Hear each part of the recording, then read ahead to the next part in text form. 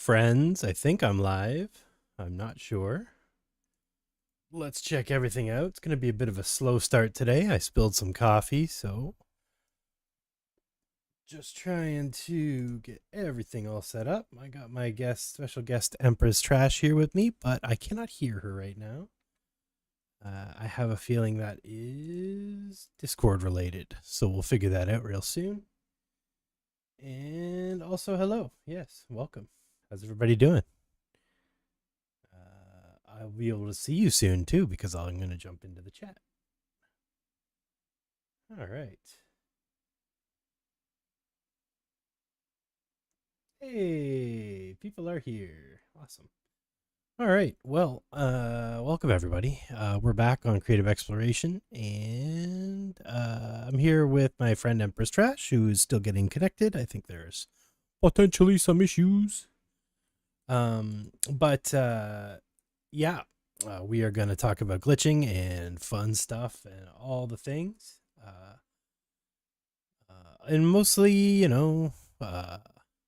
stuff and other things.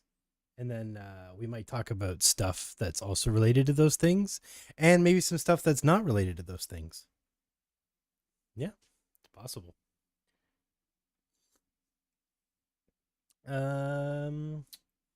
Does the stream look okay? I can't really tell. I've got a new monitor, so I'm streaming at a different resolution, so everything might be a little messy today, but we'll see how it goes.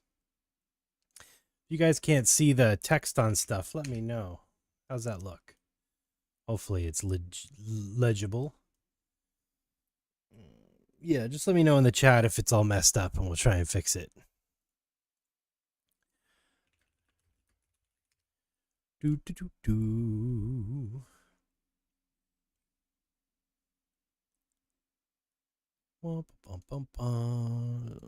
Checking my settings here. Video. It says I'm not sending enough data, apparently. Well. Awesome.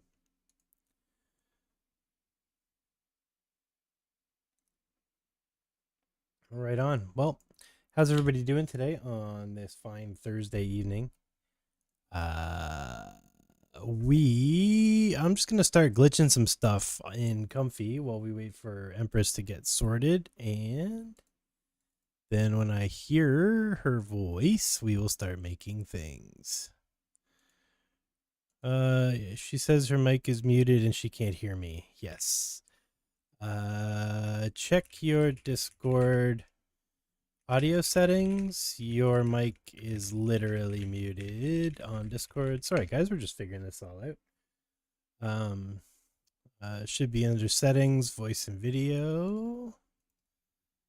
Settings, voice and video. All right.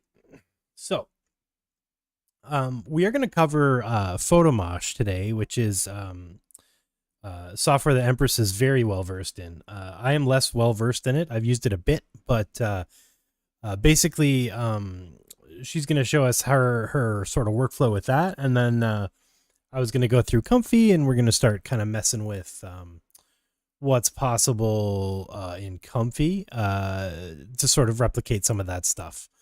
Yeah, so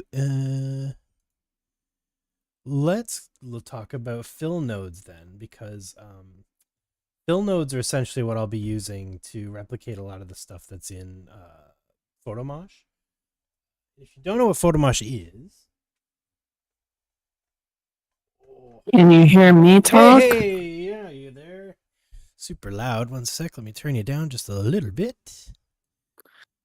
All right, say something. I can't hear you talk. Oh, you can't hear me? It should be in Discord settings, voice and video. Discord settings, voice and video. Should have to select your output speakers to be the ones you can hear. Blue, blue, blue, blue, blue. All right, so it's possible the audio settings are messed up, but hopefully y'all could hear Empress there for a second.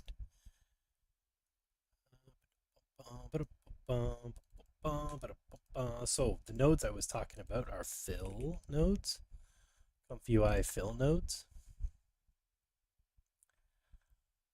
These are a bunch of different nodes. We covered these. We covered these once with fill present, but I'm going to cover some of these nodes for glitching and stuff, and then moving stuff, glitching, and then dreaming on top of the glitch and stuff like that. So we'll start there for now. Let's have a look at the fill nodes and see what we can do. Fill nodes start with FL. So there they are, FL.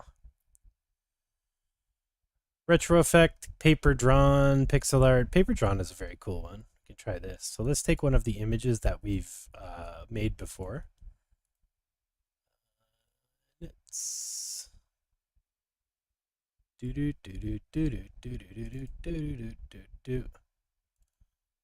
try that, and then we'll image out to a save image. Paper.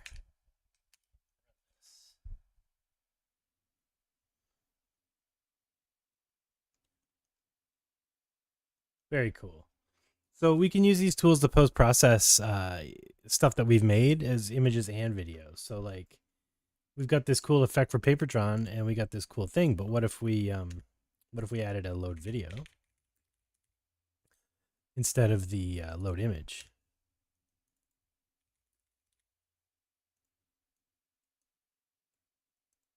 We'll just pick a video.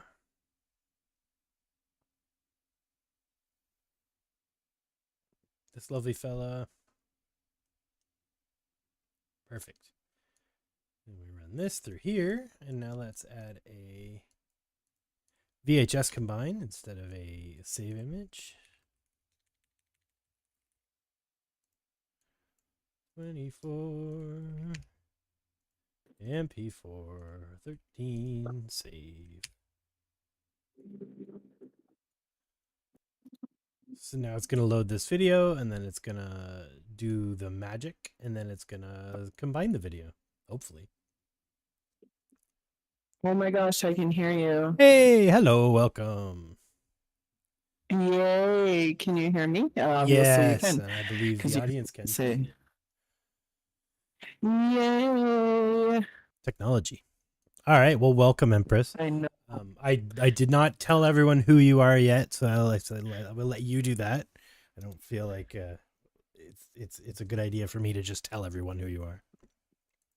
Yeah, yeah, totally. So yeah, say hello.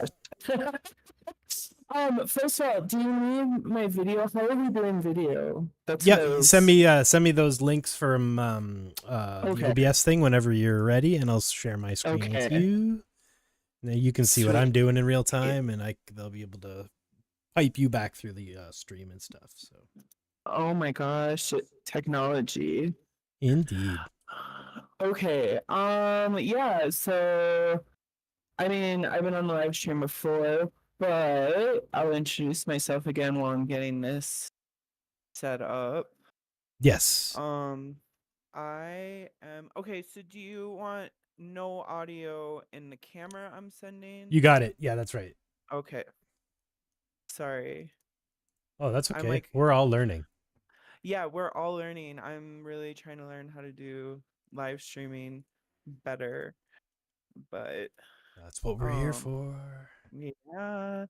Okay. So here I will send you these links. And yeah, so I am an artist, lifelong artist. I do all sorts of things. I mean, I'll kind of I'll do like the medium bio, the medium introduction, not the shorty, but not the long one either. But I originally started, and I'm sending you the two links, one just for my screen share and the other for we got your camera now, so we just need your screen share. Yeah, got it. You are live now. The people can see you. Oh my god, you can see me. Okay. Hi everybody.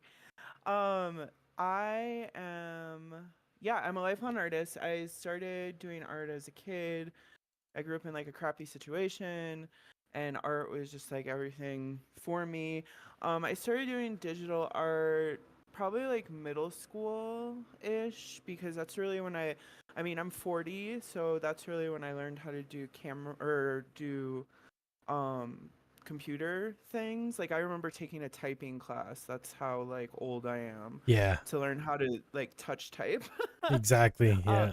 and when I was like 14, 15, I got my own first computer. I actually I like traded things with like the nerdy hacker kids in school for them to build me a computer so I could do like Photoshop stuff and like, just basic 2D art.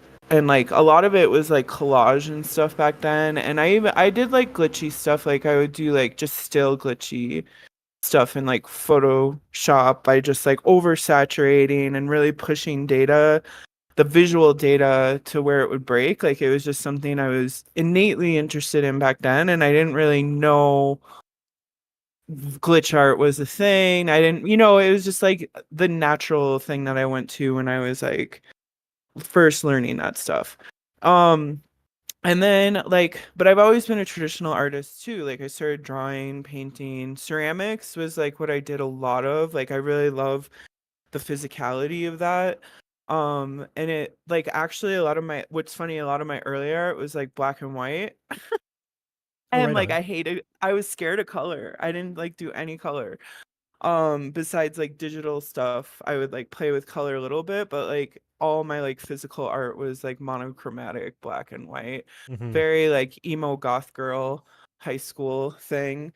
And then eventually yeah, I started like it was like two versions of me came in as I got older. It's like the traditional artist and then the digital artist. And like, because it was just, I didn't really want to work for corporations. I didn't really want to do graphic design. I didn't, like, I tried to work in like the gaming industry a little while. Like, I just wasn't happy in like a production type setting as an artist. Like, I could do other things in a production type setting, so that's how I ended up working in like a lot of e-commerce and curating and like doing like database, like visual database management of like art things, like art databases, like all sort like furniture databases, like all that type of stuff, because I could in a production setting like manage data, but like it was just like trying to create on demand is just not something I'm very good at. Like, even though I'm highly prolific as an artist, like, even now, like, it can be a little tricky for me, even when someone's like, I need you to do something that's like XYZ. And I'm like, no, I'm going to do whatever I want. You hired me for my skills. Yeah. Like, I'm not going to do what you want. It's like this, like, obstinate like Yeah. what is that called? It's like when you have issues with authority. Yeah, I forget what it is. Oppositional defiance disorder or Yes, something. Yeah. yes, it's like totally that, but it comes out in my art. Yeah, I feel But yeah, that. over the years, like I started to learn how to do more, like I started bridging more like traditional and digital. And then once I got into like crypto and all the shit with like being able to tokenize art, like digital art, like it really helped, like that helped me be able to pivot from focusing so much on physical to now like I'm all about digital, and I have been for quite a few years. And also like I went nomadic for a while to really like test, like, can I be an artist with just like a laptop and an iPad and like still produce art no matter where I am. And like I did it. And but now I'm in Mexico City, and I'm more like you know, not traveling quite as much, and more trying to get into a groove of like just creating things and experimenting, because that's like one of my favorite things with all this technology is experimenting and seeing like where we can push things, and like visually and conceptually and like all sorts of things. But like behind me you can see I like set up a small physical painting studio again. So like I'm not totally giving up on physical. Now that like I'm staying somewhere for a while, it's just definitely still focused on digital, and like a lot of it is glitch animation and also like doing Procreate animations, like drawing. Yeah. And also like I love VR painting. That's like really where I'm going to.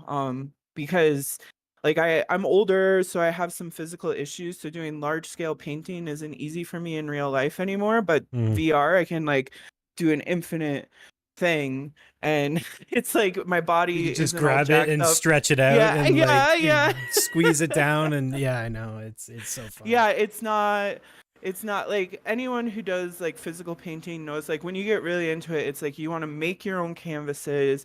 You want, it's like you want to be hands-on in all the process, but it's very labor intensive. And as like even Michelangelo, if you read through his diaries as he got older as a painter, it's like our bodies get fucked up. Yeah. Excuse my language, No. but they get There's no rules here. they get messed up. So I'm really like as I get older, it's like I'm really like loving leaning into like also the digital stuff because I can still create and actually create more than I used to. And like I'm already dealing with pains of being older, but Mhm. now it's not so much, and I get the satisfaction of creating things. So Yeah, yeah, absolutely. that's the long and short of it. I mean, my art's been everywhere. I don't want to go into all the fancy things. That's the important stuff is what I Yeah, said. just know Empress's So art is goddamn everywhere. And I mean everywhere. Just go to Empress Trash and everything. It's everywhere. Prolific yeah, I haven't artist. updated anywhere. Right now, both of us are being exhibited in Rome. Excuse me. That's true. I don't know if you've talked about that at all. Yeah, it was my last stream actually. I went through the whole Okay, process of how I made all the pieces and all that stuff. But yeah, dope. we're both being exhibited. Look at us. Look at us doing things. Amazing. Apparently it says OBS just reconnected. So hopefully we're still connected. Looks good. All right.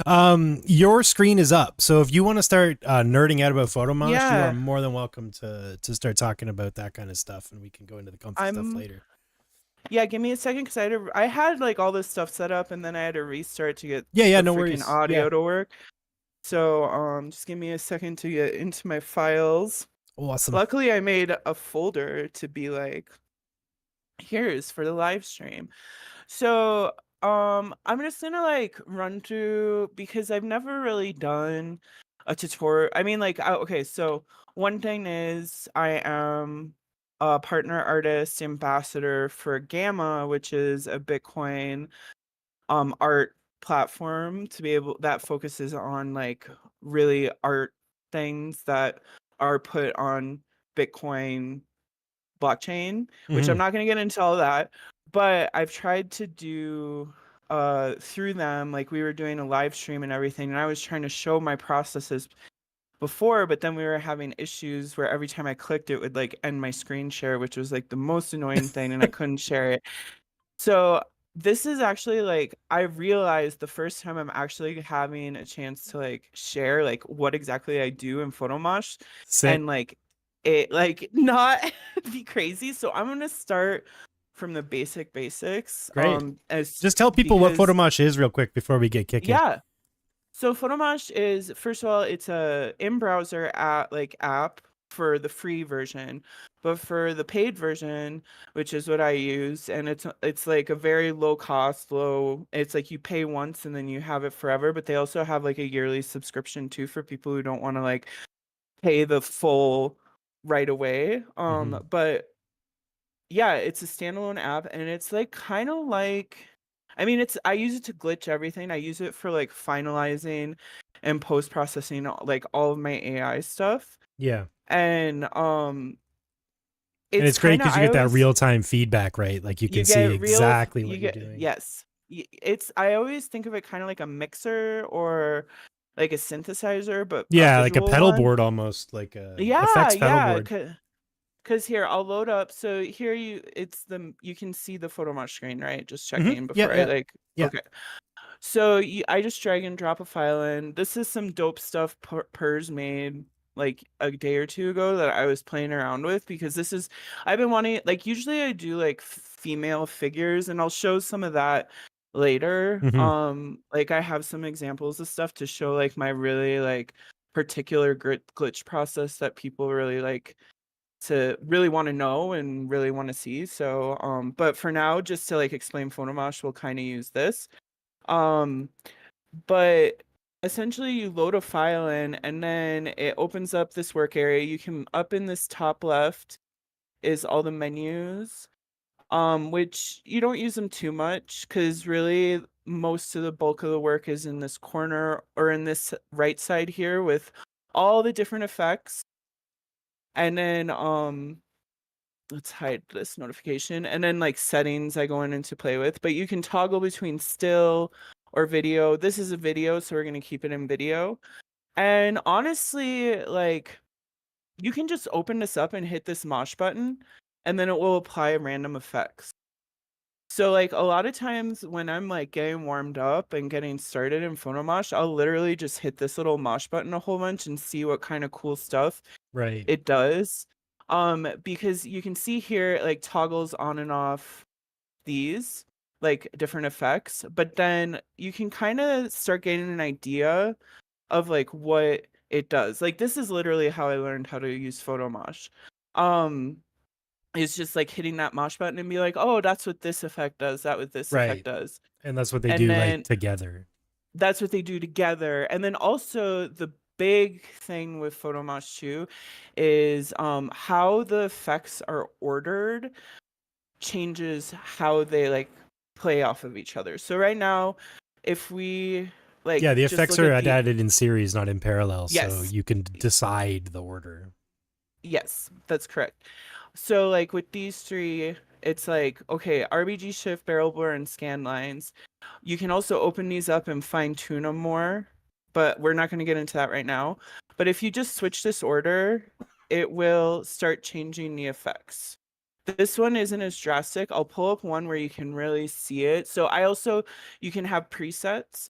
So you go through and like, you figure out an order of things that you really like and you're like, oh my gosh, you can save it as a preset, which is like my favorite.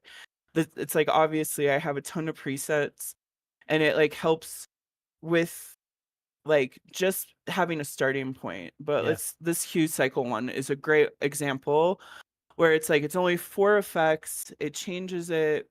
This is pretty cool as is.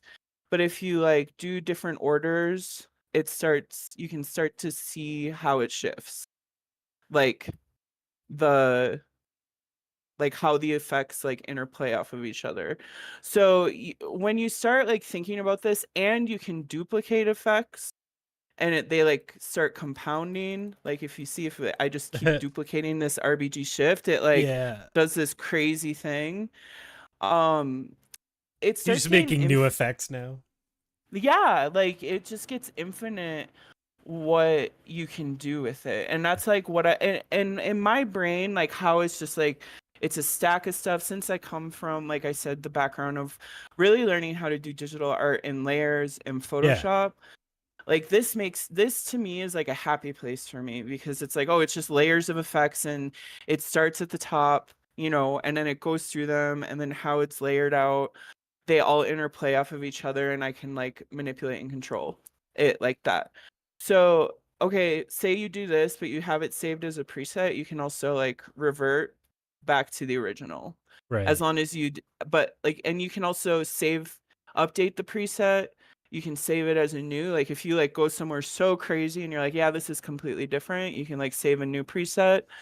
um but the presets are specifically great for me as an artist who's creating a lot because, okay, this halftone one, this is one that I've gotten really known for.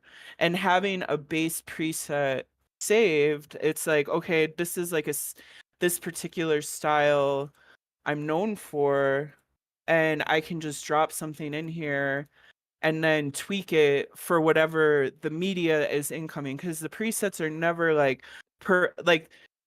they're never perfect for like each thing. Like you do have to go in and like tweak depending on like what's coming, what input you're using. So that's where it comes in to like open up and start moving these little sliders around. And literally this is like most of my time in PhotoMosh is just like moving, like, oh, do I want this sharper? Like, that's really kind of cool. But Yeah, then I'm that's like, neat. yeah, I'm like, but you can tell it's just like a sharpening effect. Like maybe I want to like bring it down a little, play with how big the halftone is, how heavy the halftone is, to like really start like how much feedback we're having. So feedback is like one of my favorite effects in PhotoMosh in general, like where it starts having the trails. Um, Yeah. it's like, do I want to go crazy? Do I want it to warp? Do I want it to rotate? And on top of that, PhotoMosh has made it where you can open up even these and start having them like loop, and like you can time it out. You can decide when it starts and ends. And it goes so deep, like you can hook this up to a MIDI board. This is where it's like a synthesizer to me, where it's like, and then you can use like MIDI levers to like really like play with these. I know some artists that do that. I don't really do that, but that's really good for like when you're doing like VJ stuff. That's like why they have that. But you can also do some audio syncing too, which I haven't played with that. And that's like blacked out for me because I don't have things like set up for that. But Oh, they I really I have, actually have played with it. It's really cool. it is Yeah, awesome. because you can anything that's configurable, like that little wave thing beside the like that little wave beside the function. It's like the on the right. Looks like a little Yeah, squiggle. yeah, Yeah, if you click yeah, yeah. that, there's a bunch of different modes, and you can basically Yep, tie that. the things to different things. So if you have it set to audio, it'll like tie to the like loudness Yeah. of the track and stuff. It's great. Looks So really good. yeah, and I think what it doesn't it like if the more loud, the more the effect, and the Right. less Yeah. loud. Yeah, yeah. It's so cool. Hmm. So yeah, audio reactive. That's what we're looking for. Yeah. And that the word for that. So yeah, like this is, I mean, this one is okay with halftone. There's a better one. I was like, this one, I was like, whoa, this is a preset I have. And I'm like, that's sick. Like going from, if we just like go back to default, that to that, like, that's pretty cool. Yeah. um, yeah, so that's a lot of what, I mean, I'll just like pull things in. Sometimes I like, this is just how I get started. I just hit this mosh button and I'm like, whoa, that's cool. Wow. Wow. Wow. What's cool about the mosh button too, um, down here is whatever effects you have open here, that's the only ones it will mosh through. So if I Oh, like I didn't pull up know a that. That's interesting. yeah. Oh, okay. And then another cool thing too, let's pull this one up. If you go up to effects and go randomize effects order, it's like whatever effects you have, it will just like randomize them so you can like see the different ways that they can interplay. Like just randomly. All of this is just good stuff for like kind of breaking down like how I'm thinking about things, and like not just be like go straight into like I'm gonna make some halftone stuff because that's like immediately what I'm gonna do. Right. But like think of like look at like how things, oh, that's freaking sick Yeah, I right like there. the outlines. They look great. Yeah. So it's like, and that's just like, okay, I already had this preset, and that was like hours of work getting this preset together. And then like of just like vibing, listening to music, tweaking all the like little different settings, and then just like randomizing it. So let me save this so we can compare the two. Damsel 3, just so they're next to each other. Our friend So Edgar says he just downloaded PhotoMosh and is loving it. It's so much fun. yeah. Thank you for introducing this to me. I can see how this is your happy place. Yes, thank you. Thank you. It is my happy place. This and Procreate are my two happy places. And slowly like VR painting, but like it's just it's infinite. So But you're here gonna start is, you're gonna be streaming your VR painting more often, right? yeah, I'm just working on the technical side of like getting Yeah, my sick. stream set up, which you're It's fun to helping me watch with. because you're Thank just you. like you're just making Yeah. art and vibing. Yeah. It's Yeah, cool. what I've been doing is like recording it and then posting it, but I want it like it's easy. There is a way to just like live stream into YouTube, so then the video is just there. Yeah, that's what we So, do here. yeah. But yeah, these are the same exact like effects, just different orders. So here's the first one, and then here's the second one. Right. Like that's super cool. And then you can go in further and like tweak things out by, playing with the little knobs and like seeing like what new visuals you can get, all just off of like the same source image. And Yeah. that's okay, that's like more feedback, that's pretty cool too.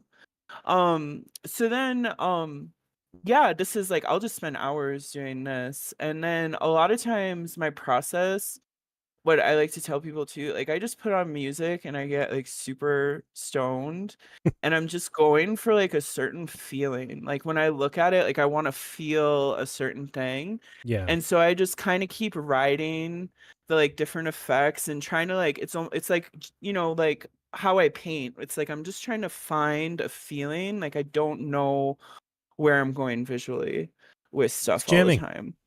Yeah, it's just jamming, man. It's Just jamming. jazz, Yep. visual jazz. So yeah, okay, so then I'll show like more of like what I'm know like the stuff that like hold on, I'm making sure I'm pulling up the right thing here. Um what I'm kind of known for more like here it is. So, can you see the lady Mm-hmm. in the GIF? Yeah. Okay. So this is like what you helped me with forever ago. And so I started animating with AI like early mid journey because Punk's Distorted, who's this dope artist, was the one who tipped me off. If in early mid journey, if you kept upscaling an image, it would like do like slight variations on the image. And then you could take each of those frames and then put it in a GIF and it would make like a cool animation like this. But then at some point, Midjourney updated and like changed that. So you couldn't like every upscale wasn't slightly different. It just like upscaled it once and that was like the upscale. Yeah. So that's when me and you had this like long like I was like, I need help. And Yeah. you showed me how to do it in Stable Diffusion, which we're not gonna go through that because that's like super like now it feels so archaic, but I still do it. But Well, actually, essentially I it's mean, you can do it in Comfy now, and it's you're just doing batches, and you can see all 8 of them, and or whatever, yeah, and go on. So like, yeah. the tools have evolved, but that process is still totally solid and valid. Yeah, and a lot of artists use it now, which Hmm. is like one of the like it's like even though I'm not I'm not the one who created it, it's like Punk's like I don't even know if Punk's Distorted created it. I just learned it from them, but it's just one of Hmm. those processes that like we've seen proliferate since and it's like this alone, like just the like raw AI outputs and then the slight variations put into a GIF.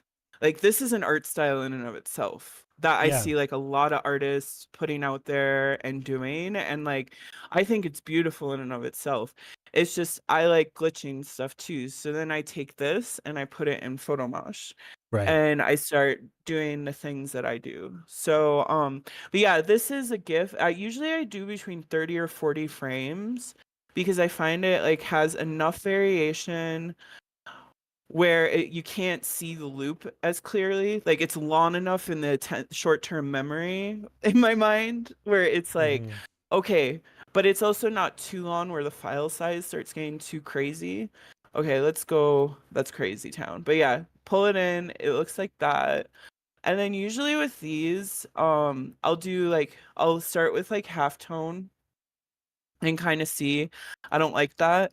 There's another thing which then I can explain masking in here because you can mask in PhotoMosh. So there's this thing I We do all know where how important masking is. It's all I talk it's about. so important, but you can see in this one I have masks in here and you can't see anything right now because I don't have any masks loaded. But what I'll do is I have that animation, but I also have the original frame from Midjourney before I threw it through Stable Diffusion. So then I'll actually pull that in as the mask, which does some cool shit. like when I figured that out, I was like, hell yeah. And Yeah. so I've incorporated it a ton into like a lot of this style glitch art where it's like the frame stuff. So let me get these masks loaded up now. Hmm. And so, and then also we load the original GIF in here as an overlay. So I'm doing some crazy stuff where I'm like overlaying the GIF on top of itself being glitched out. But once we get some things tweaked and brought together, you'll kind of see you'll see like what type of art it is that comes out of this. That's like super cool. Okay, That's the other so I thing think too. If you can overload the living hell out of your PhotoMosh project, but then when you actually render it, it does render it frame by frame, so you get a perfectly smooth animation on the way out. So just because of like, you know, network stuff and congestion, and you might see the Empress's screen like not being like fluid because it's, you know, going really fast. Those final animations that PhotoMosh spits out are like perfectly fluid. So if, you know, if you're thinking about this, you're like, oh, I don't want it to, I have a crappy computer, and if it gets bogged down, it's going to look like crap. No, it'll do it frame by frame. So the final video will be like perfect on the way out. So just wanted to mention yeah, that. yeah, definitely. Um, I'm trying to get so the glitch and yeah, because on my end it's like 3/4 smooth Right. because I'm pushing PhotoMosh right now. Yeah. I really am. It's like I'm really Yeah. That's what I mean. You don't have to be yeah, afraid to do it. It's because it'll come out no. looking great, and you can always render to see what it's going to look like full speed too. So what we used to have to Yeah, do back in the day when we did this stuff in After Effects. You know, definitely. so And many so layers. most for the most part it's a 1-for-1. But when it comes to some of like you can't see my hand pointing at the screen, but some of the fine details, depending on how so I've actually talked to Felix from PhotoMosh about this. It's like depending on how you render it, because GIF versus MP4, there can be a slight variation in how it's rendered. GIF will come out a little bit more crunchy, Mm-hmm. and then MP4, like there's like some of that like fine detail can be lost, but a lot of what I do, I'll render things out in a GIF, and then later in like Handbrake or something, if I need it as an MP4, I'll like convert it to an MP4. Oh, and another thing is sometimes when I import these GIFs, the frame rate is like a point whatever that actually causes PhotoMosh to screw up, which is not a bug that I've reported, but now I'm reporting it because I know PhotoMosh is watching this live stream, Yeah, yeah. so It's just consider it reported. consider it reported. Plus, But oh yeah, so because even if you click match input, that'll break if it's a GIF, right? yeah, Yeah, because the yeah, because input is it's like yeah, yeah. so I'll switch it to like 24 or something like that, and it's fine. 12 can be like, you'll see like it can be kind of like oops laggy, Yeah, it like you seems can see it slow, get flickery. yeah. So 24 to 30, but it's also like a file size compromise because 30 it's like you're starting to get into monster GIF size, and then 24 is like pretty good, but MP4 you can like go up to 30 easy fine. You know what I mean?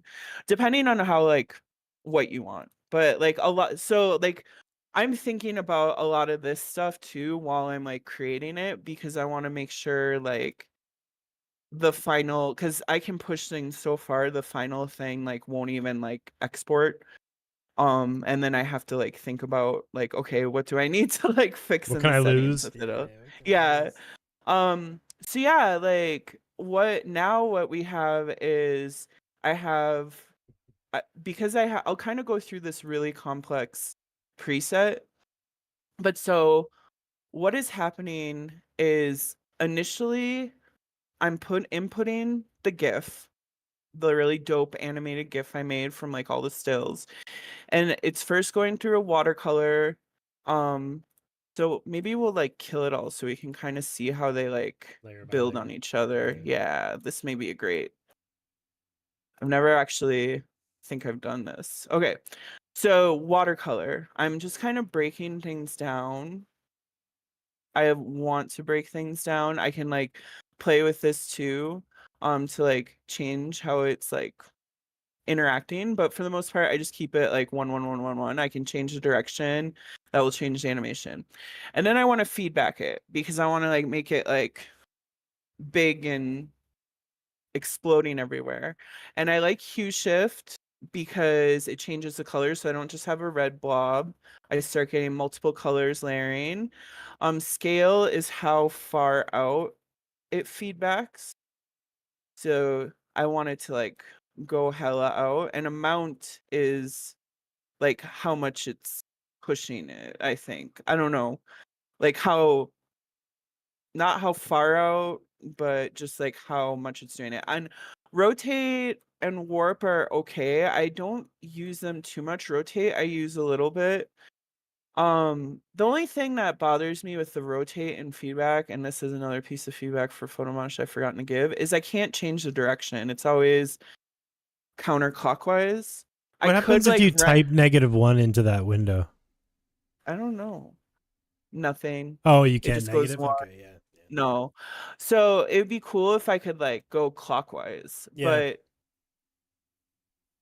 I think someone figured out a way to do it. I don't know.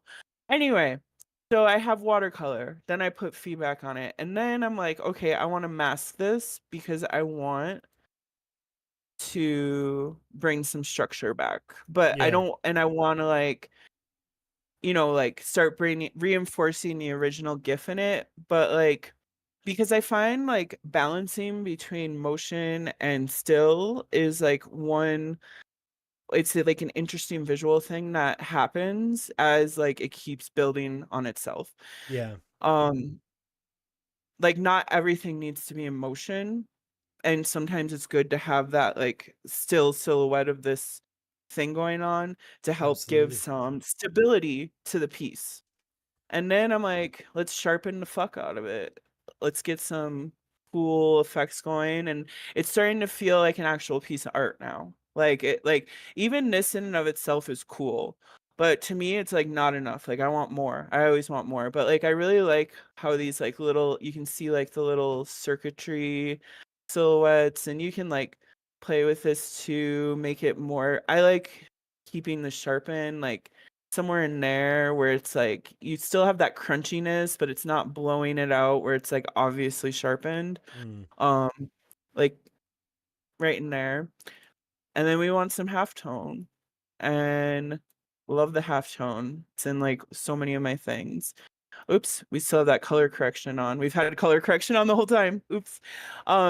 So let's go back and look at it without color correction actually. So yeah, it's blup, blup, blup, blup, halftone, and then the first color correction, which is me bringing up the Full contrast, saturation. low brightness. Yeah. Yeah, Just crunching. yeah, like just to get that. So I'm thinking about like the glitch background aspect of it. Like I just really want that like crunchy goodness and like really like detailed glitch stuff going on. So it's like we have the motion from the original GIF and then also the watercolor and feedback. And then we have some stability coming back with the masking and the sharpening. And then the halftone actually brings stability because the halftone isn't moving if you actually look at it. It's just the stuff is moving under the halftone, but the halftone is kind of like another The pattern stability is factor. hanging out there Yeah, and displacing yeah, other things. but then it also creates this great particle effect that Mm. happens. And I love like really fine particle stuff like that. Mm. And then we have a second color correction that's there for some reason. I don't remember, but it's important, obviously, for something. It looks like it bumps your saturation all the way up and then brings the brightness up a Yeah, little bit to bring some of the detail back in yeah. to the image. But it's also because it's placed right after a color correction, it's not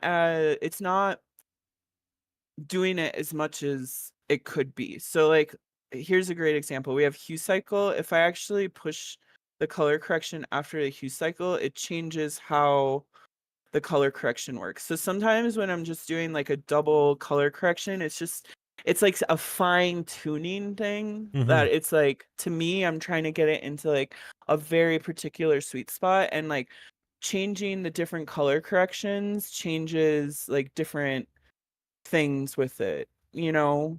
So that's like why I'll put like one right after the other. So then like now this is like a really cool just base glitch piece, but I'm missing so this was my thought process the first time I made this. It was like I'm missing that original GIF because that's art in and of itself. Like the like how the AI is playing off itself. So that's where I came in with the overlay.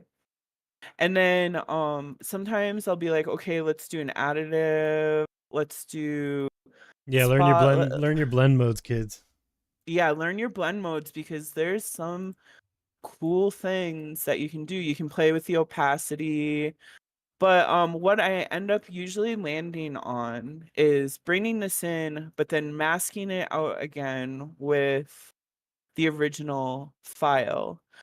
Like the original still file, because even though it's a mask, it's masking out the GIF. So then it's still getting the animation in there, Mm-hmm. but then it's allowing this glitch to come through.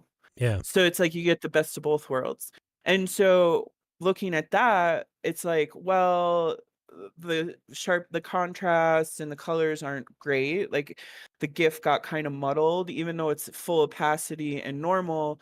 The masking, it's still not like the cleanest mask because I'm just doing like a quick, like, I'm just pulling the Mid-Journey stuff to get the form. I'm not like making it more contrast, more black and white to make it a better mask. I'm doing kind of a dirty mask.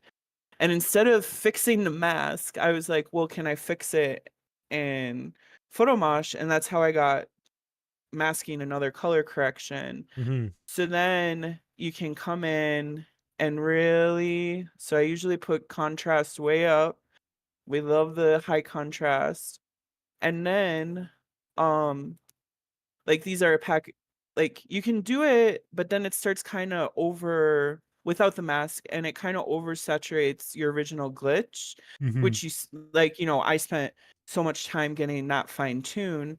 So then if I mask it, it helps not color correct that like back glitch quite so much, and it's smoother overall in my mind. Right. Even though it's not like a radical difference, in my mind it is. And then sometimes I'll play with how much the mask is, and then one thing, like you go up in brightness and it like just makes it like this cool like black and white thing. Like because I'll go to extremes a lot to really understand like how something is interacting with something else, Yeah. like because then that's how you really can learn. And since it's real time, you can see like, oh, if I drop saturation, it's like this is the part that's being masked out. So and you can also invert the mask, which does some stuff. But yeah, generally I stay in here and like something like that. Like I would spend like this is one point because it's starting to get towards the end of the process. I actually will spend like I could spend like an hour or two just tweaking these like by 0.01, 0.02, Yeah. because I'm really trying to find that sweet spot again for like when what I said was like my feeling, like I want to feel something. So like I'll sit here and be listening to music and on like a song on repeat, and then I'm like really like in here like okay. And then I'll like come back up and be like, okay, let's like play it, like change this just a little, like just fine tuning everything to just find that spot that it's like, yes, this is a final product. And then I have this color correction on at the end, probably to like just like find Mastering like chain. yeah, yeah, like bring it like all together again. Sometime and then sometimes Someone in the chat just discovered Luma Mesh. LumaMesh. Oh my god, I'll show you a preset I have for LumaMesh. I'm so glad you brought up LumaMesh. I love like there's so like that one I haven't like deep dove as much, but I've made some really cool stuff. Yeah. So then we can do like sometimes at the end I'll add like a hue cycle, but this feels like too much. I don't like that hue cycle. And then I'll come in here like what like I love pink, so it's staying in like that pink zone or this blue. I love both of those, but a lot of my stuff tends to be pink. Yeah. Um, yeah. Okay, let me pull up a anyway, so yeah, that's masking. How there's so many different ways you can mask. I could sometimes I'll just keep going. Like I'll start with my preset on this where it's like this, I call it my silhouette style extreme. I have another one where it's like so it's the other preset was like my first silhouette style. But essentially it's like I'm thinking about how can I glitch this but then still bring in that really cool frame by frame AI kind of already glitchy animation, and I Yeah. just call it silhouette style. I don't know if there's a better word for it. But let me find, oh my god, I had this great LumaMask one and I pulled it from my computer just before this started, but I can't remember what it's named. Because my previous laptop, I had a bunch of presets and I'm like, oh, I'm gonna bring these in here. So we have no, it's not that one. Oh, cool. Not that one. Yeah, that's cool. I did like a photo. I like took photos in a creepy forest and like put them through this, and they're old, but they're pretty cool. Say, no, it's not hot sex. Let's see what that is. That's some hot sex though. Mm-hmm. Um, which one is it? Pixel is over. Nope, that is one, but it's not. That's cool We'll too. find it. Yeah, I really like the pixelator stuff Okay, in in there. yeah. Oh, that's a nice one. I like that. Yeah, this one works better with a still image, so I'm gonna load the still image. So Right, some because things it's work going through better. the image. Yeah. Yeah. Um, so you can see in LumaMesh here, this is, I mean, I would have to fine tune it so you can see the image better. But essentially, like I put all of these down and then I just let the mesh opacity and the grid opacity like do the heavy work. Mm-hmm. But one of the things I love in PhotoMosh is actually making pixel art, like because the pixelate with all the other like effects, like you can just get like this is like some really cool stuff going on. Yeah. Like really cool. So let's stop the loop for a second on this just so we can like see what some of this is doing, where it's like these little pixels are just coming down, and like that's because I'm like feedbacking after the Luma mesh Right.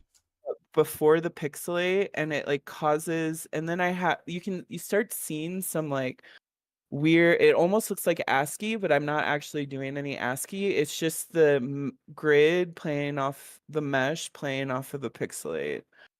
So but you can like, and then I like finish it with like a glow hue cycle. Hue cycle helps like the little weird pixel animation too. But let's see, like if I like turn the grid all the way off, it like almost stops the animation. But if you can like, yeah. Hold on, let me find another one though that it's kind of like that, but that's pretty cool. Chat likes your naming structure. It's oh, that's nice. I've been getting into like more subtle grainy glitches lately, and that's one of them. Oh, what the fuck is this? That's not great. What the fuck? I have a great naming structure. We're just gonna go through all these until I find the one I'm thinking of. That one's crazy. Well. We art. Okay, here's another pixel one, but there's just like you can get some like taking an AI still and throwing it through pixelate on here and then putting some effects, you can just get some really cool base pixel art like Mm-hmm. really quickly too. Like, Yeah. and it's just not no stress and it's fun. Don't have to hand draw every frame. Um, which like that's how I learned how to animate pixel art Mm-hmm. was doing like sprite sheets back in the day. Yeah. So, okay. Like here's another great pixel one. Hmm. Yeah, I like that rolling shutter thing. Yeah. Okay, pixel glitch, meet move. That's the one we just went through. That one's not doing anything.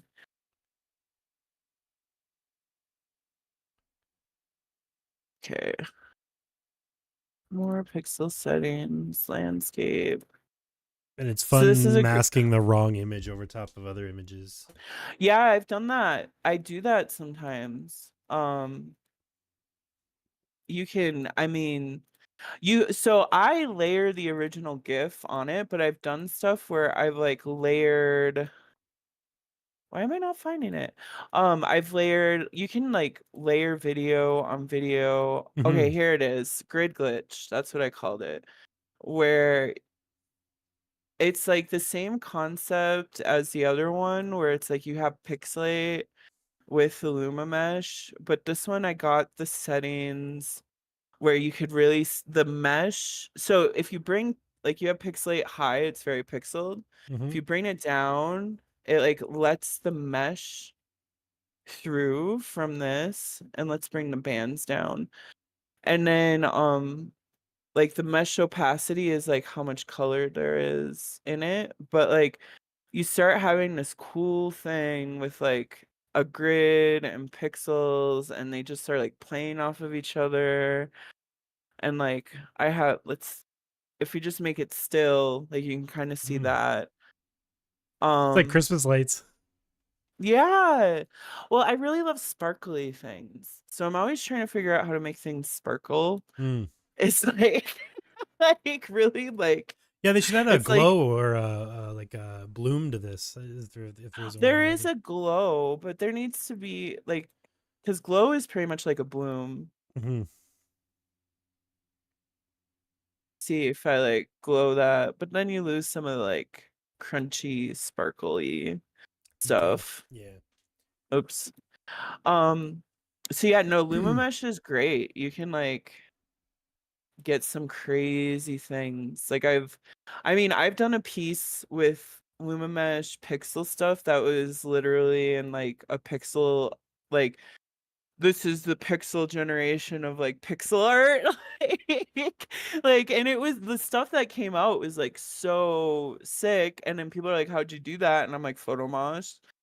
Like they thought it was like this intense process, which it is. It can be an intense process. You're still spending hours trying to figure it out.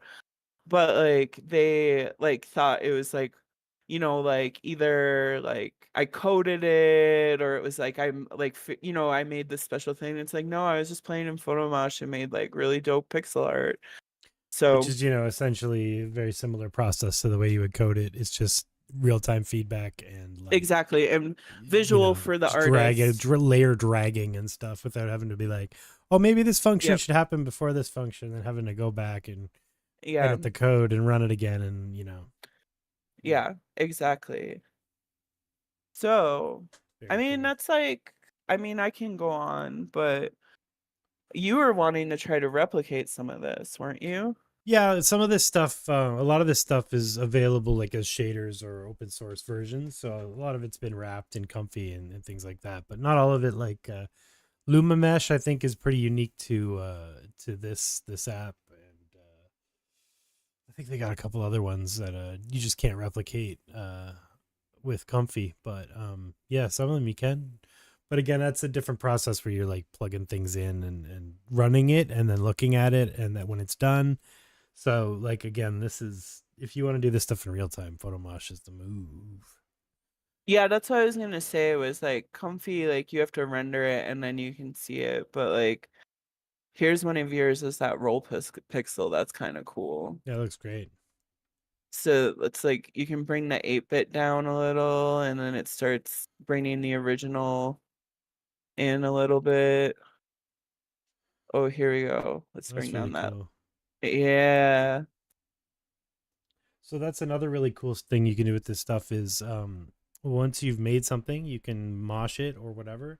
You can bring that back into Comfy and use it as source footage to dream on top of again. So this process can feed itself over and over again, and that's one of the reasons it's cool to do this stuff in Comfy, Yeah. because you can do this to your input footage on the way in before you even dream over it and stuff like that. So yeah, as you get Yeah. more comfortable with what these tools do and are, you'll know what to add and when to add it and what it does and things like that. But you can add this stuff on the front and back, and then again on the front from the back of everything you're working on. So I I just mean, like that's that kind of, like constant feedback churning thing that happens. yeah.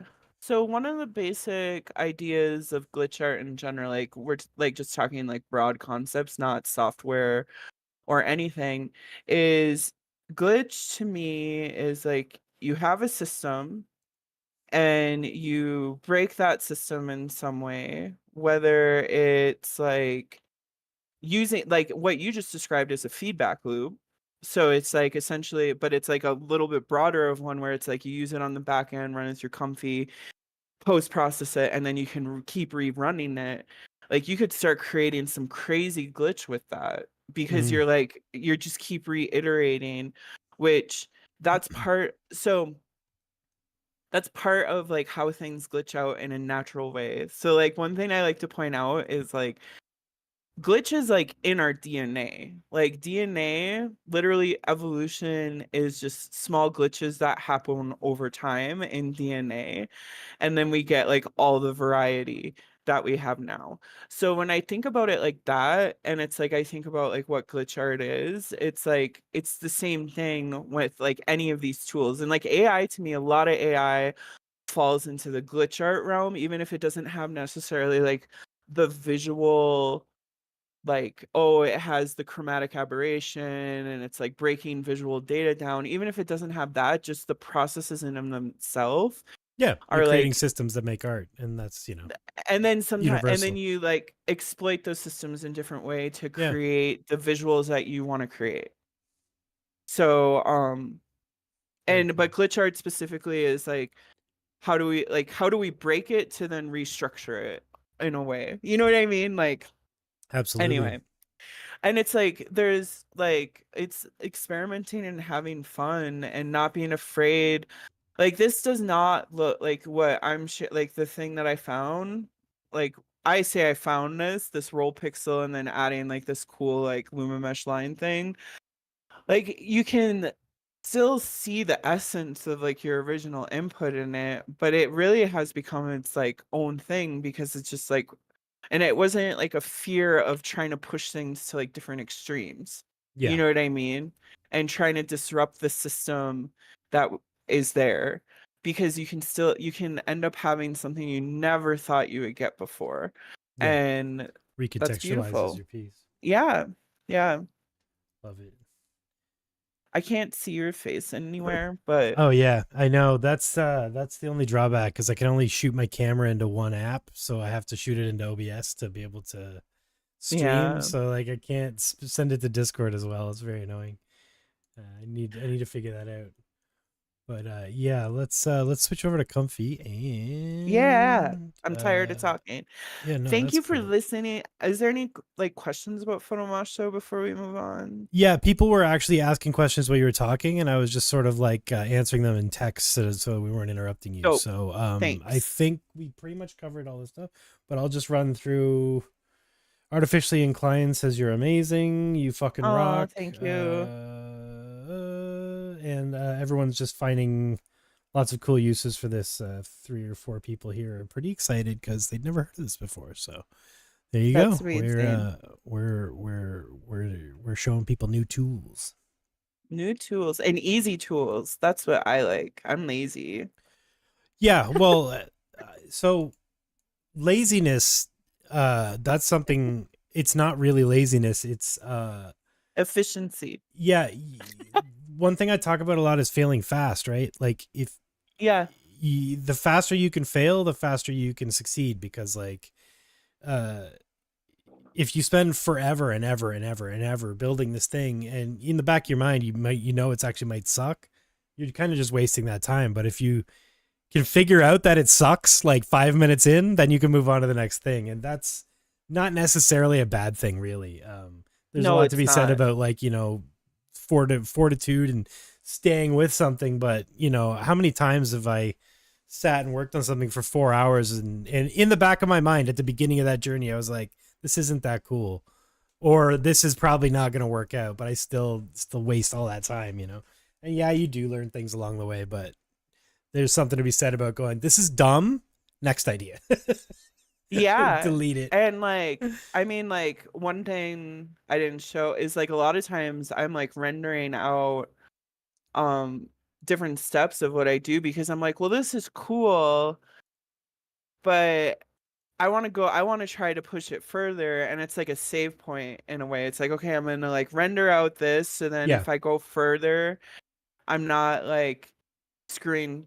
Like it's like I can't, because sometimes in PhotoMosh you start going down a rabbit hole you can't really get back unless you like saved a preset or if you exported that render. So like that's what I kind of do is like along the way I like, and then I'll have like a whole folder, like just working on one piece I'll have like 30 or 40 different renders until, and sometimes it's not even the final one that I end up choosing because a lot of times it's just like I'm vibing and going through and doing this, and then I'm just rendering out as like, oh, that's cool, render. Oh, that's cool, render. And then like a day or two later, I'll come back to that folder and then look through everything with fresh eyes when I'm not like in, in the like creation mode, more in like the critical thinking mode. And like I'll look through and like usually it's about 3/4 of the way I find through Mm. like all of it. There's like this peak one where it's like, oh yeah, I figured it all out. But then I started like second guessing myself and trying to fidget with other things and it like degrades again. Yep. Like it's like those aren't good.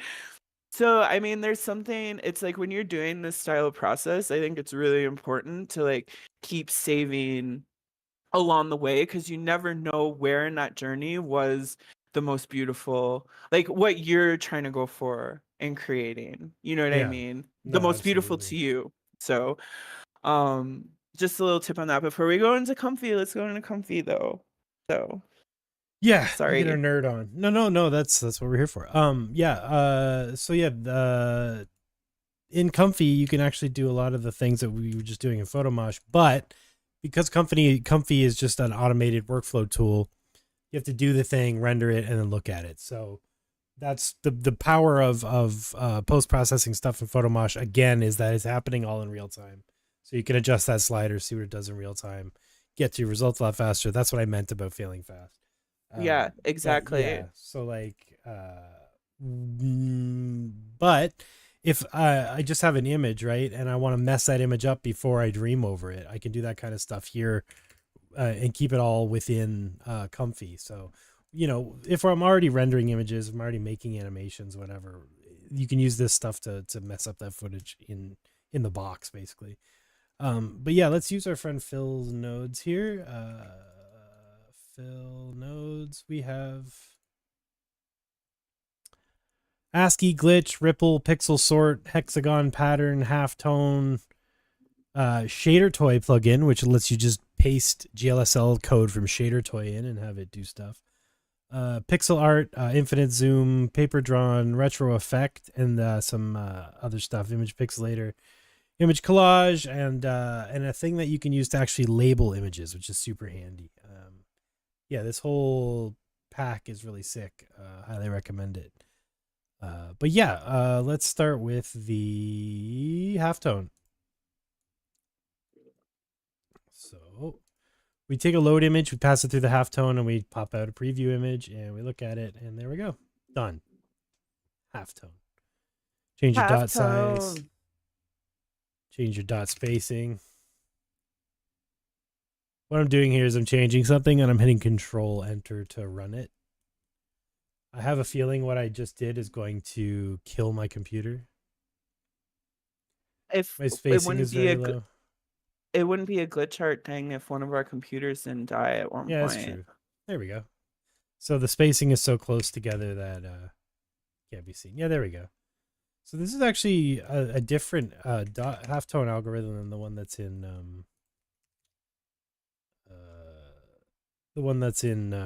PhotoMosh. So yeah, this one might be interesting on video. I haven't used it much. Yeah, because honestly, like I mean, like I love the PhotoMosh halftone.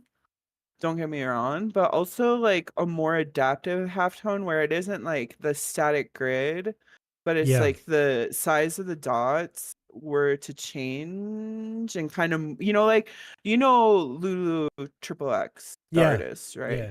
Like, how like she has that stuff where it like kind of adapts to the shape Yeah, of well, I think a lot of whatever her stuff's like Houdini, right? Like, isn't she like deep into yeah, like the like yeah. code and shaders and stuff? Yeah, her stuff's insane. I love it. Her stuff's insane. I love it. I love it.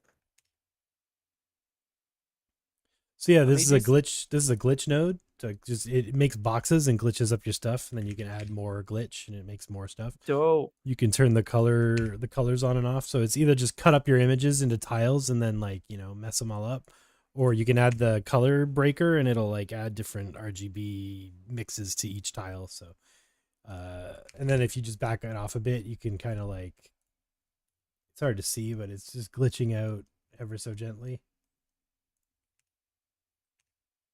I see the gentle chromatic Ever so aberration. gently, yeah. But Ever this is so cool. gently. This is cool That's very because cool. you can actually run image videos through this. So let's do load video. Should I like send you one of these like crazy ones? I'm gonna telegram you something I just exported. You need MP4s, right? Or can GIFs work? MP4s are better. Okay. MP4s are better. How big is this? I'm just trying to find a short video here. Let's do our little nacho dancer. All right. And then we want to change this preview image to a video combine node. Video combine. And 24 frames per second, MP4, 13 CRF. Don't save the output. And let's have a look. So if I'm right, it should glitch it all to the same sort of... Oh, okay. Yeah, well, that's glitched. Oh, that's super sick though. Yeah. What? Okay. I'm gonna try to like export this. I'm just trying to fine tune it a little so we can like glitch on glitch. Glitch on glitch. Glitch on glitch on glitch on glitch. There, let's like, Oh, that's kind of cool. It just makes it like wobbly. yeah. Yeah, I had Phil Machine Delusions is the one who made these this node pack. I had him on the stream a couple weeks ago. It was very fun. He's always updating this node pack, so grab it, play with it.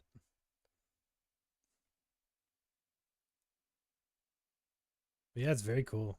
So yeah, I mean, and the other thing is you can combine these together. So we've got glitch. We can add another layer. Let's do ripple. So we'll do glitch, then ripple, and then out. And another thing you can do is every time you add a new effect, you can actually branch the videos out. So you can save multiple versions with each thing in it. So you'll see here where this one we're just glitching, and then this one we're glitch and ripple on the way out. So, you can start stacking the effects and then decide which one you actually want, because we might not want the ripple, right? Yeah, I mean that's a similar thing when I'm working in Photoshop too, or PhotoMosh, where it's like you just add effects, take effects away. But having it where it's like save points, that's super helpful. Yeah, well, we try to keep Almost. it. Yeah, try to keep it non-destructive, unless it takes forever to do the thing. In which case, you're not actually saving any time. Like if it takes forever to save, each step, Yeah. then stop. Because, but yeah, you can see like this is without the ripple, this is with the ripple, and then if I just wanted just ripple, I could just pass this image into, copy and paste this ripple, pass this through here, and make this into a new video combined, so I can see what it looks like with just the ripple or with the ripple and the...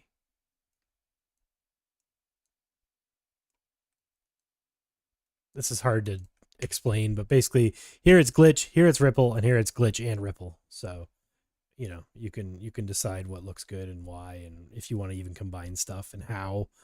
Because then you can say, if I want to blend the glitch with the ripple, but I want to use an image blend mode, you can do that too by just simply adding an image blend node and then plugging it in, and then you can pick your blend mode.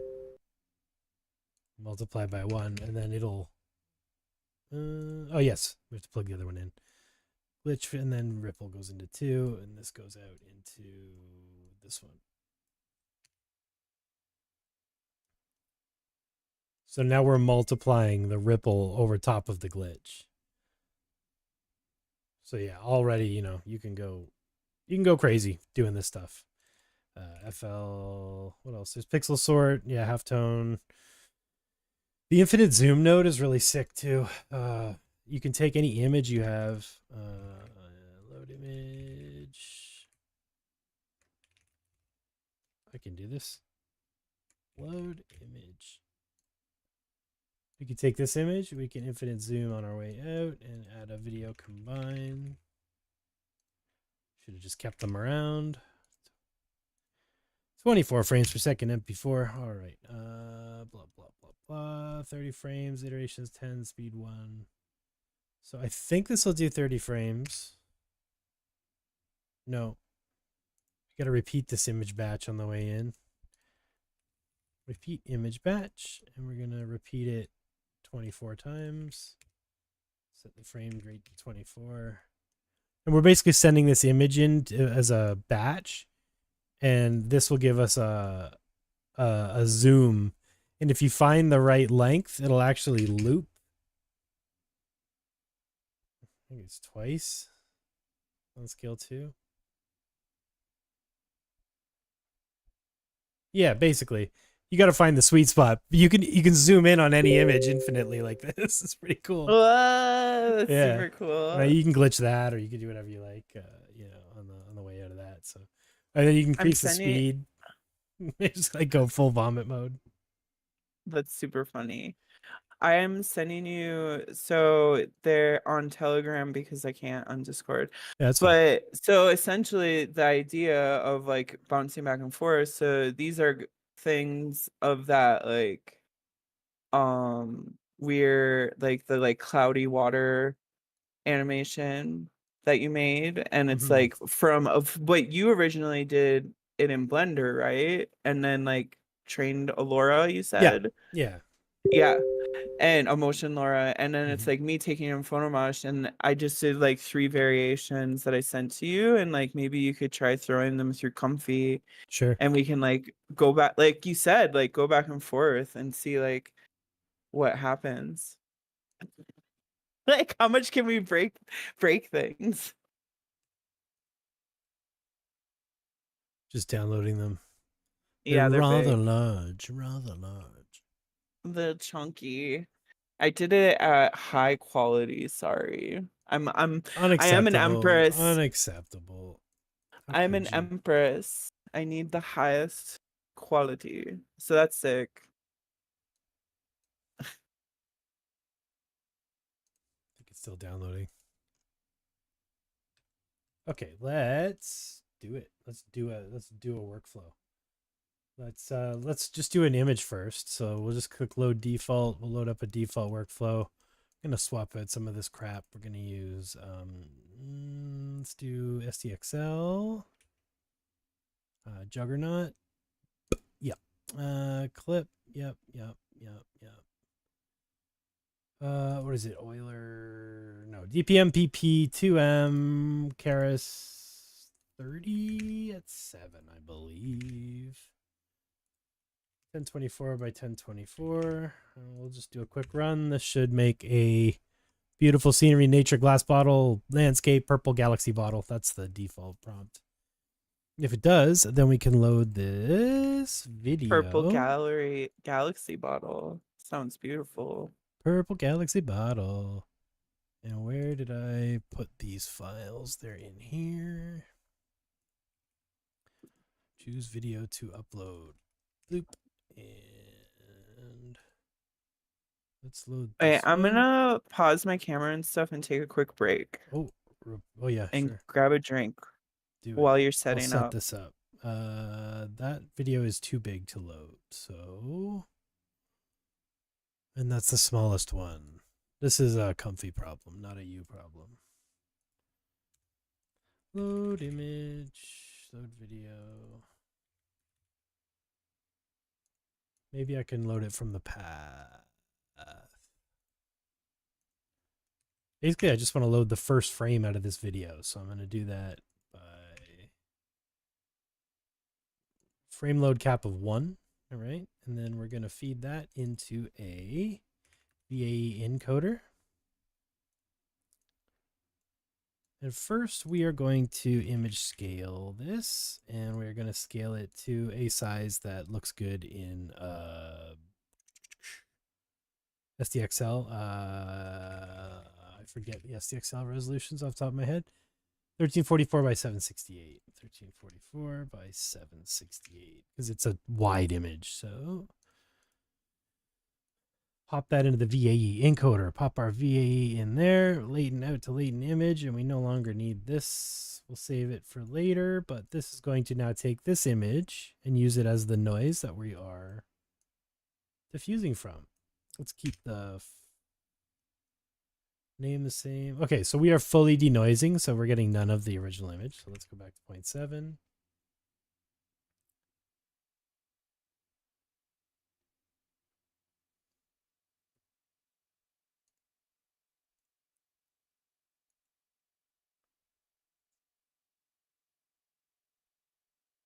Breaking things.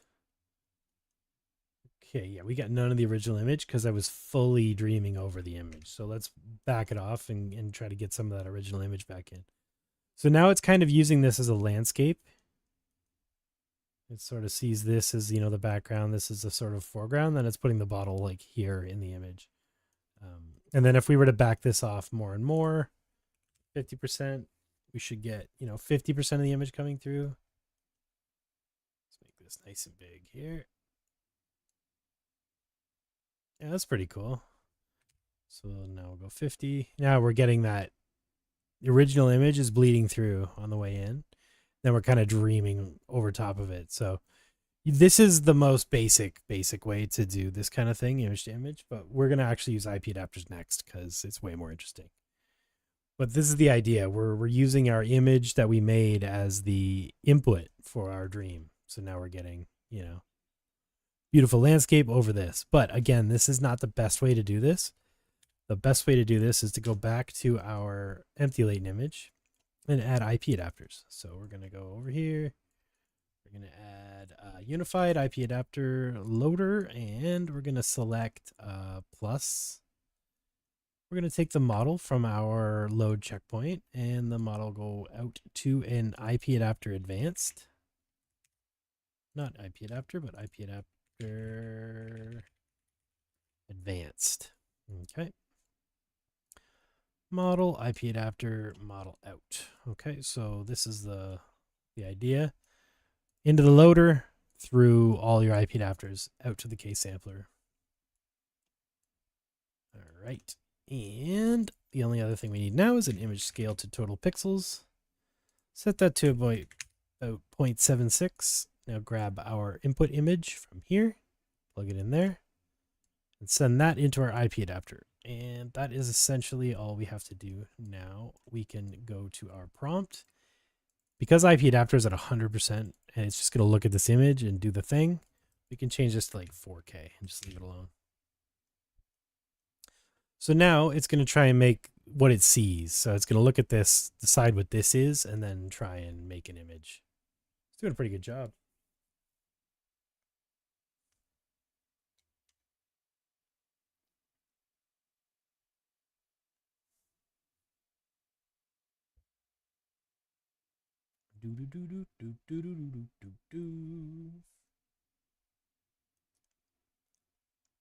Yeah, I mean, pretty much nailed it. The other problem I have here is that I put my denoise at 50%.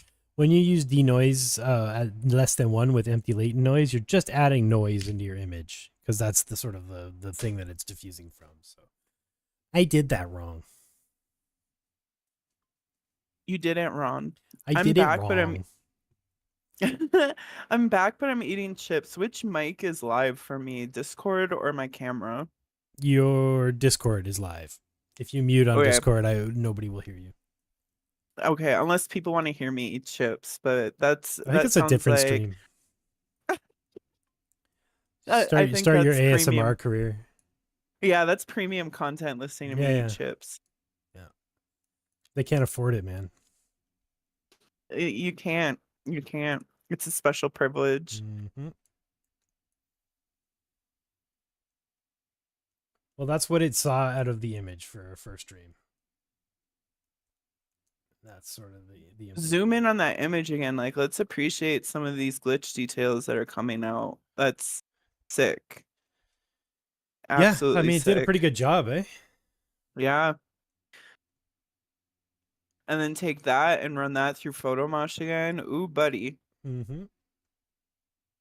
But the other cool thing is, let's get rid of. Let's switch over to. Come on, brain. An LCM model. We'll swap out a bunch of these settings. I'm going to 11, CFGF2. Sampler name LCM, scheduler SGM uniform. I'm just speed running this stuff because I've done this in 1,000 episodes. You can go back if you want. Check out my beginner course if you've never seen what I'm doing here. Tonight's not the night to learn Stable Diffusion. Tonight's the night to play with Stable Diffusion. All right, here comes AnimateDiff. AnimateDiff, legacy loader, skadoosh. Pop that in here. Model through. We need a context options, looped uniform context option, 1614, closed and used on equal length. Sample settings. Yeah, we're going to leave that on default for now. And we are now ready to animate. This is all set up. Am I missing anything? No, I'm not. So I need about 1 frames of this video. And I'm going to render about 24 frames of video from this first frame. Make sure my IPAdapter is set to T2V LCM greater than square root 1.15. Okay, that was a speed run and a half. Let's get rid of this and add a video combine. And now we can make an animation from that single image using IP adapters and AnimateDiff. AnimateDiff, 24 frames per second. MP4, 13, save. Y'all ain't ready. I'm ready. My body's ready. I think Comfy's ready too. I'm full of chips. Full. I'm made of chips now. I am made of chips. Cheddar, Comprised sour cream, primarily of 7-Eleven Ripple chips. Yum. Mm-hmm. Here's another fun thing I found. You can run a local LLM. Actually, mine might still be running. Did I just load Blender as well? Yeah, great. Yeah, let's load up every piece of software I have on my computer while I'm streaming. Oh, go away, Blender. Sometimes I'm like, why is my computer running so slow? And then I literally have like all the Adobe Suite open. Yeah. Why is everything so slow? Yeah, I'm literally already running a large language model this whole time. Yeah. So basically, I found, well, I didn't find, but impact frames. Oh, cool. Oh man, it's making me talk full, mouthful of chips, but that's really cool. And then we can upscale this glitch and go further. There's a bug or not a bug. I don't know what it is, but it makes these previews actually look worse than they are. Like if I open this up in thing, it actually looks a little better. The file itself looks better than these previews. I'm not sure what's going on there. I think it's a browser thing. But yeah, they look a lot better, smaller, basically. But yeah, I really like that. Let's upscale that real quick. Another K sampler, add another VAE decoder. Skadoosh, and then we need an NN latent upscaler. Yeah, SD15, latent in, latent out from you. This model, this positive, this negative.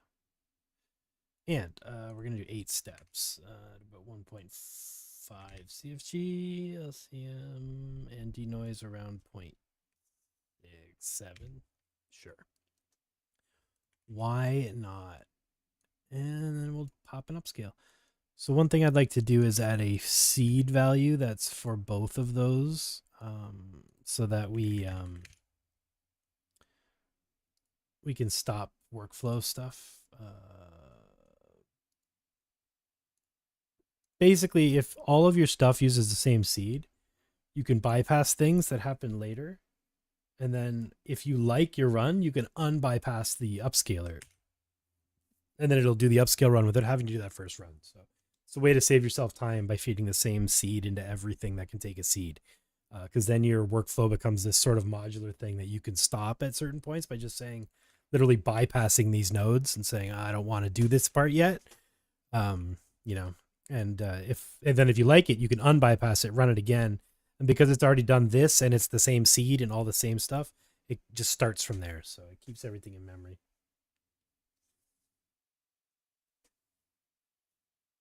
So right now we're rendering the low res version. And then after that, it's going to upscale it to a higher res version, using all the same seed and the same, motion model and IPAdapter and all that.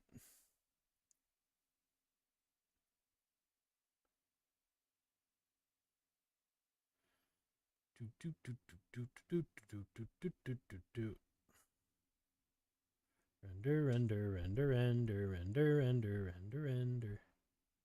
I love rendering. Yes. Someone should do a supercut of all the time spent on my stream rendering. Just sitting The here montage. dead-eyed. Yeah, just dead-eyed staring at the camera. And like to the Karate Kid song, "You're the Best Around." Yeah, except it's like 40 hours long because it's most of my streams. That's not a montage. It's a 40-hour supercut. Same song for 40 hours. Just Eye of the Tiger for 40 minutes straight. That's not bad. Eye of the Tiger, 40 minutes straight. Ooh, almost got copyright claimed. If I finished that song, I would have owed the Eye of the Tiger Survivor. I would have owed those guys a lot of money. You ain't getting paid today, Survivor. Oh, I forgot to plug in my VAE decoder like a newbie. See what I mean, though? Fix seed, baby. All I had to do was plug it in and run it, and it's going from here instead of running everything all over again. That's why we fixed seed. Oh yeah, the upscale looks pretty cool. That's pretty darn cool. And then yeah, back and forth in and out of the apps. And we can go longer than this. I'm just doing 24 frames for brevity's sake here. So since I stepped away, I don't know. Did you put like glitch effects on it? No. But we can see this is you already did, so I didn't really see the, you know what I mean? Like, yeah, if it was just a normal image, it would be one thing, but like, yeah. What if you put more glitch effects on it though? That's my question. Let's add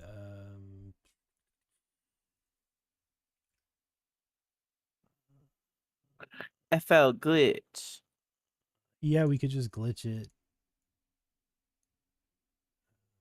here, and then we'll add a preview node so we can see what the hell we're doing. You don't want to just raw dog it? Just kidding. Not today. Okay, this just kind of rearranged it all.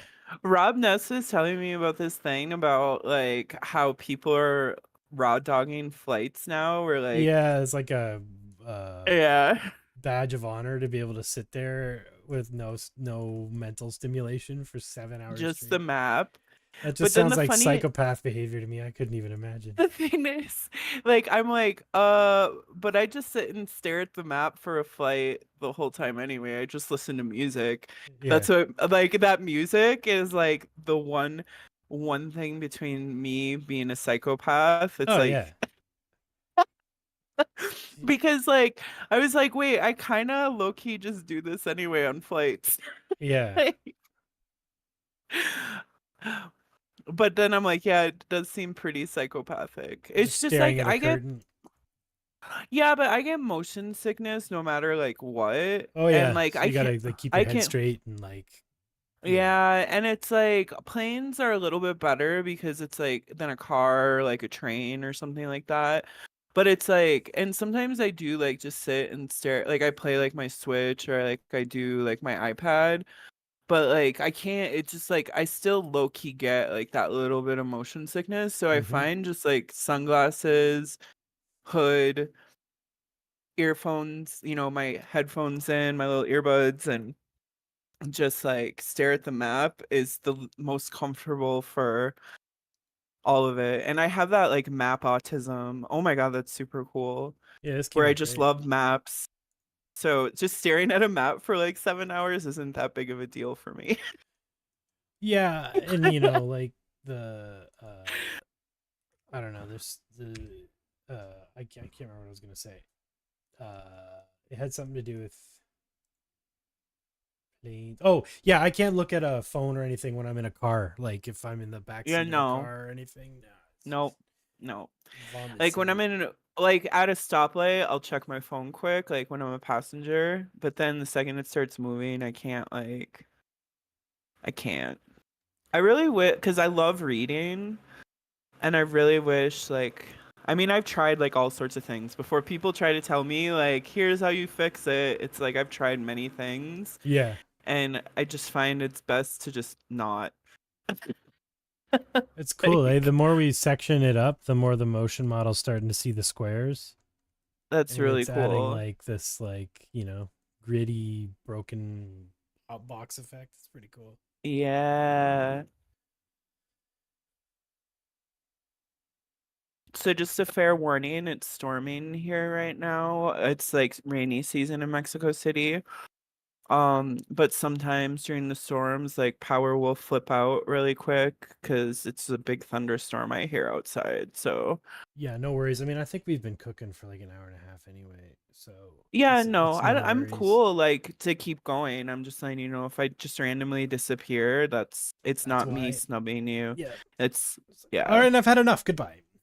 No, I wouldn't do that. That's no way. And that's my hour. That's your hour. This is sick. Yeah, this is sick. That's really cool. And could even take that and then like send that to me. And then I could like put that through PhotoMosh and like layer it with the original. Like just start doing some crazy shit, you know? Where's our chat? There it is.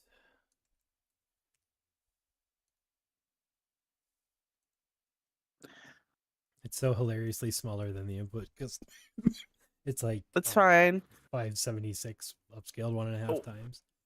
One of the It's great tiny. thing one of the great things about PhotoMosh though is you can take like really low res things and do fantastic like because you can upscale in the app. And then like the effects that you're putting on are distorting it anyway. So you can take this type of stuff and do really cool things Right. still. Yeah. All right, we're gonna Okay. try the hexagonal pattern. Oh, that's cool. See what that adds to the mix. Oh my god, I put your squares in and then just put halftone over and it's already kind of Oh, I think I cool. can bring your screen back up. Yeah, there it is. Yeah, your screen's back up. Are we together? We're I on don't your want to screen. like No, you go oh, ahead and play with it in here. That's cool. This is the whole okay. back and forth thing. It's all good. Yeah.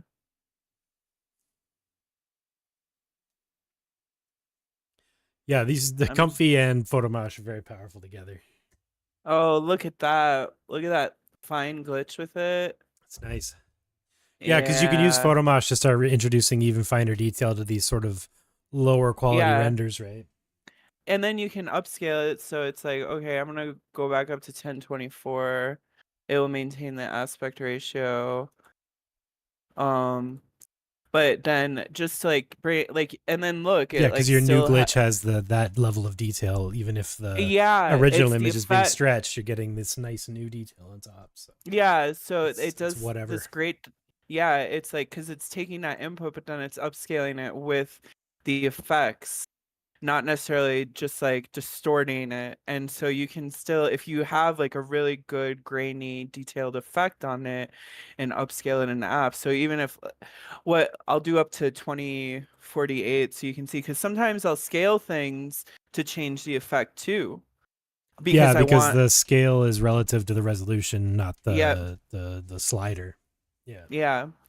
So that's a 2048, and like it changes how the grain is integrating with it without like, and it's a little different. Like the grain size relative to the image is smaller because there isn't like a way in it to make the grain bigger or smaller, but you can like scale the image around it. But this feels different. Like this feels softer and like more, like I would say almost a little bit more refined when you put it up to a 2048. But then you go back to a 1024 and it gets like crunchy and more Right. like old school like GIF art. You know what I mean? So it's really like I prefer the 1024, I think, personally, because I like that like crunchiness. I like the grain like really sitting there. So it really depends on what you want with that. And let's try, I'm gonna see if I can let's add an overlay just for fun. It may look horrible, but overlay the original one. Did you use the first, second, or third one I sent you? I can't remember. It is the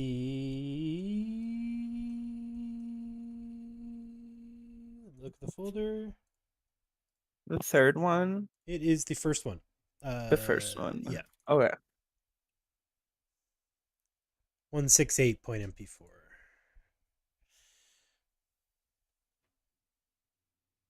Mm. Chat says we need a custom node that starts playing music while you're rendering. Okay, that's cool. I did difference Oh yeah, between them. yeah, Like sometimes I'm not a fan of difference because it's like to me I can see that it's just like, oh, it's two together and one is difference. But I yeah. kind of like some of the color, like some of the stuff that's happening up in here. But It's super trippy looking. yeah. Let's just go back to normal. And then let's play with adding a mask of some sort. So masks have to be still.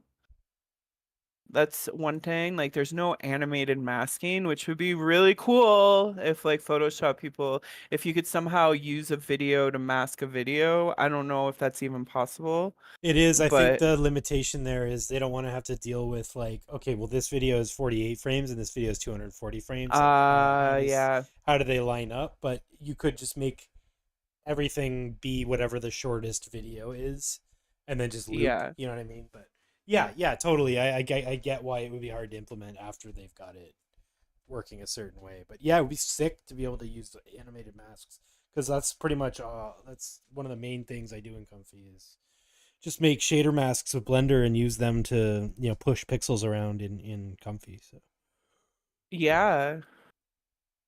Like that's super cool. Like super cool. So I'm just playing with doing a still mask over this right now just to see. I'm just a fan of masking.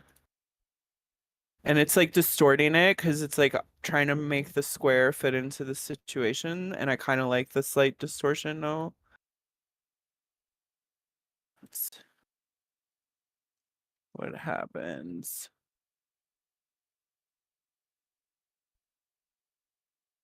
There we go. Now we're getting somewhere. That's pretty cool. yeah, that looks great. Now I kind of want to put that GIF over it though. Like have that masked, but then like the original GIF of this. Right. Let's see what happens. Do you want one frame from the animation and then you could use that as a mask on the original video? Maybe Yeah, so let we me give can you the first mask. frame of the Yeah, video. let's do that because that may make some cooler stuff going on. I'm Okay, gonna so cancel this. grab the first frame out of that video really easily by doing that. So load video. I have no clue what I'm doing, people. This is part of the fun. Hell yeah. Save image. What if I just put the original? Oh, Load the. no, let's go with what I was thinking first before we like.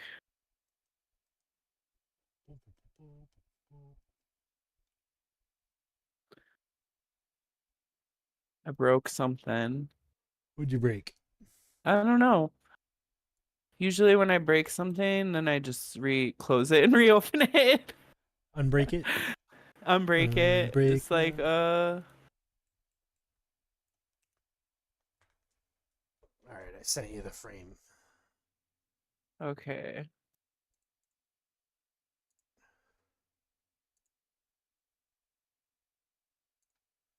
The frame.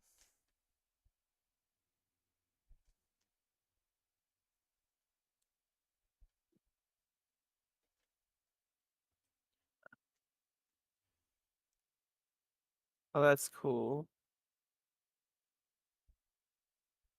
It's so hot here today, it's crazy. It's like it's funny to me that it's so much hotter there than it is You know here what? in I don't even know if that it's Mexico. hot or it's just wet humid. It's just wet. It's just like wet humid.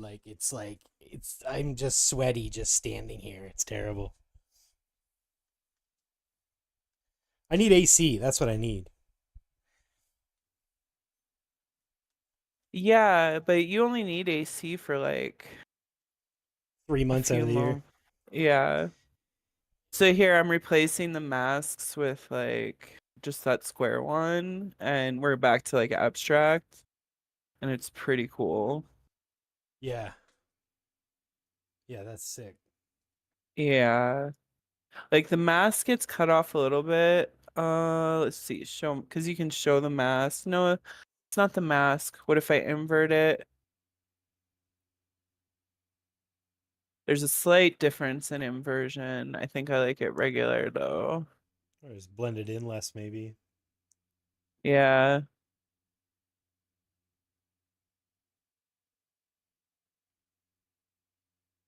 But yeah, it's cool because masks affect everything below and above it, right? Or everything below it. So you can Well, the mask things mask, down the road, right? yeah. Mask only applies to like what's right above it. So but you can just keep masking with the same Oh, I see. mask. Yeah. If, Just yeah. copy the thing. Yeah, I got it. So what I'm doing, like sometimes I'll hue offset one portion just to like give a little bit more visual separation. Like because if you go to about 50%, then you're starting to make the two things be complementary colors.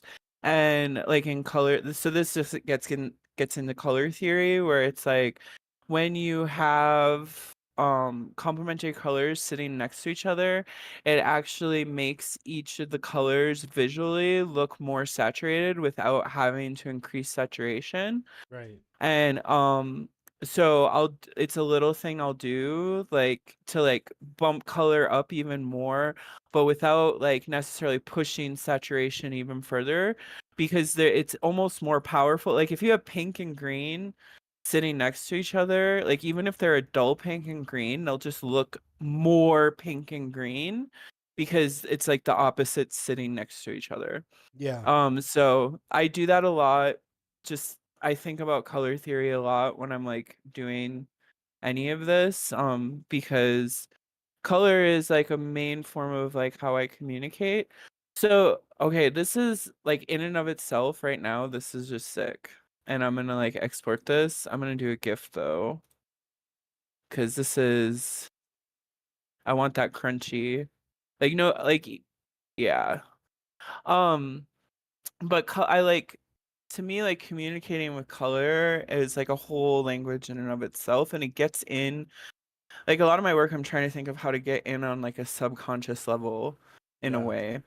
But one thing I actually found out when I was in New York, like last for like all the like, crypto art and New York or NFT things, like someone told me that women actually see more color than men on average. And while men are able to see motion better than women on average. And like I was thinking about that on like an evolutionary thing, and that makes sense because like way back in the day, it's like women like thousands of years ago when like humans were first evolving, um, taking a second to render. I don't know if you want to do something while No, it's you're doing good. No, it's this. all good. Okay. But women were like the hunter gatherers, and you had to see like minute differences in color of the food that you were gathering because that could mean the difference between poison and not poison and like all Yeah. sorts of things. So it makes sense to me because women were like predominantly more doing that. Not that they were only ones doing that. Men were like hunter gatherers too. But if men were hunting more, them seeing motion over better over like minute details and color, like it all makes sense to me. You know what I mean? But I mean, there's always like it's not just like a cut and dry thing. Like there's men who can see a ton of color, and there's women who are really good at seeing motion and like really good at like hunting type things. And it's like I kind of think I'm like one of both, where it's like because I always do so much color and so much motion in my work, it's like, but I realized like sometimes maybe people are looking at my work and they can't see all the colors that I'm seeing. Like Yeah. not that I have like anything particularly more special, just like as a like as a Just not woman we're experiencing it just the same way you are. Yeah. yeah. So I don't know, I think about this stuff. So and it's hanging up because this is a chunky thing and I may And have we're on crashed stream. photo. It has to crash. It has to crash and I have to start over That's because the rule. I did not save the preset. That's the rule. This is the lesson. Like, see, I got so excited and I just hit that Yep. export button Mm-hmm. and I didn't save the preset. But it happens when you like layer stuff. And the thing is I find what I'll do in these situations is I'll kind of remember, okay, I did the landscape preset and then I added like an overlay and stuff. So Yeah, try to then I'll remember the give it, path back to it, right? yeah, the path back. But a lot of times, like, I don't get too upset because it's fun to rebuild it, and then Mm-hmm. maybe I discover a new visual with it. Yep. It just it sucks because we're on live stream and I can't just send it to you to play with. I have to Exactly. restructure it. Yeah, you could screenshot the settings, but they're not all there. You know what I mean? It's like, Yeah, and then you got to sit not there too and stressed. make it. Yeah. No, honestly, I don't even use like workflows that often. I pretty much anytime I want to do something, I just start fresh in a Yeah. blank comfy thing and just start building because like it just I don't know, Well, it's yeah. easier for me that way, I think. Sometimes with the masking, I find it can't. Here, I'm gonna restart it because it's not gonna come back. It For should sure. like figure itself out by then. No worries. Um, I sometimes with the masking, it can cause just like the app to crash when I'm like load, but I didn't load this in with masking. So, but let's see. I remember. I think this is good for my brain anyway, too. Like, like pulling from my short-term memory. What did I just do? Yeah, I get stuck in the I can't remember prison quite often. Yeah. Okay. Oh, I see what. So I just need to like you can make this fit a little bit better even though they're not the same by just changing scale. Yeah. So that's one thing I missed last time. I didn't fix, so I get to fix it now this time rebuilding it. Not a big deal. Uh, Bring this mask back in. That's pretty good. And then we were doing multiply, additive, no, soft light, screen, normal. Let's leave it on normal.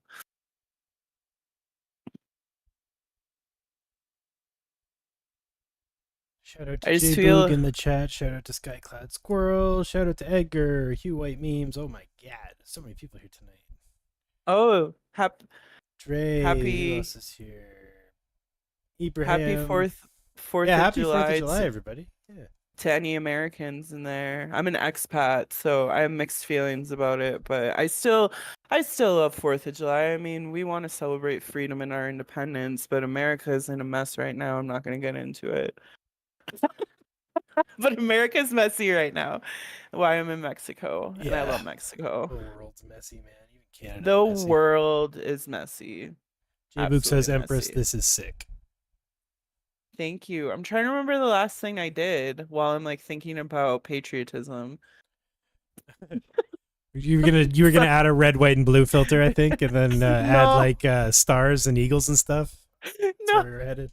no, we're gonna like just put this over a techno remix of like an eagle cawing, like caw.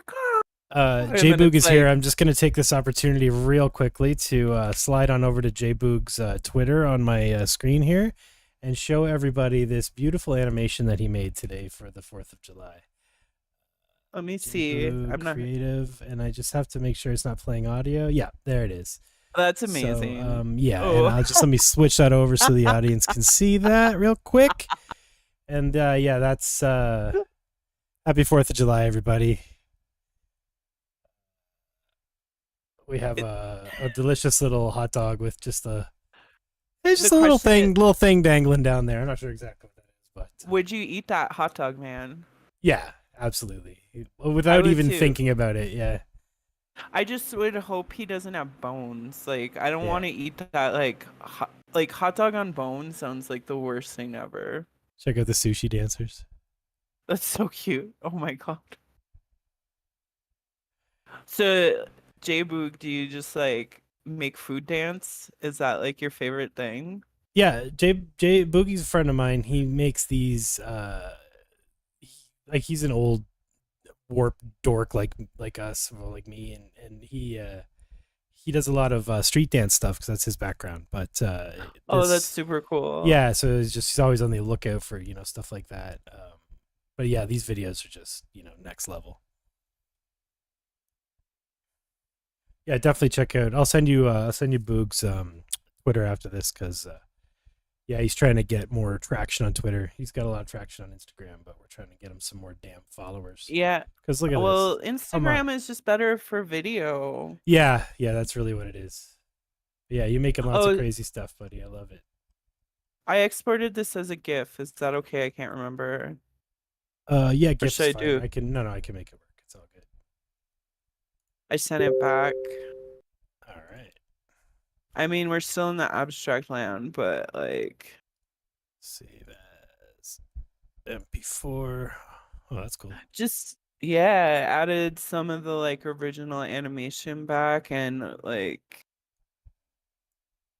grain to it. Like I know the AI is gonna eat that grain up, but even like as a save point, like this is a really cool render, you know?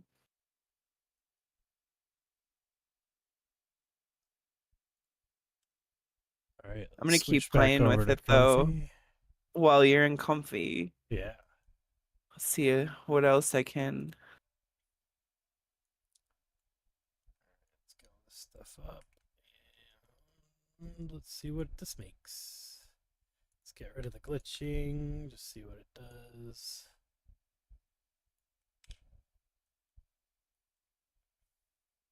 Yeah, Boog, we are. We've been just going back and forth and taking the first frame and diffing it and then sending it back, and Emp's been running it back through PhotoMosh, and we're doing the feedback loop. We're doing the glitch hustle. Also, if you're ever wondering what Empress's relationship with Glitch is, why don't you tell them what your dog's name is? Glitch. I'll tell the whole story. It's a good story. Do it. Yeah, we love Glitch. So Glitch is my beautiful half Rottweiler, half Pitbull mix.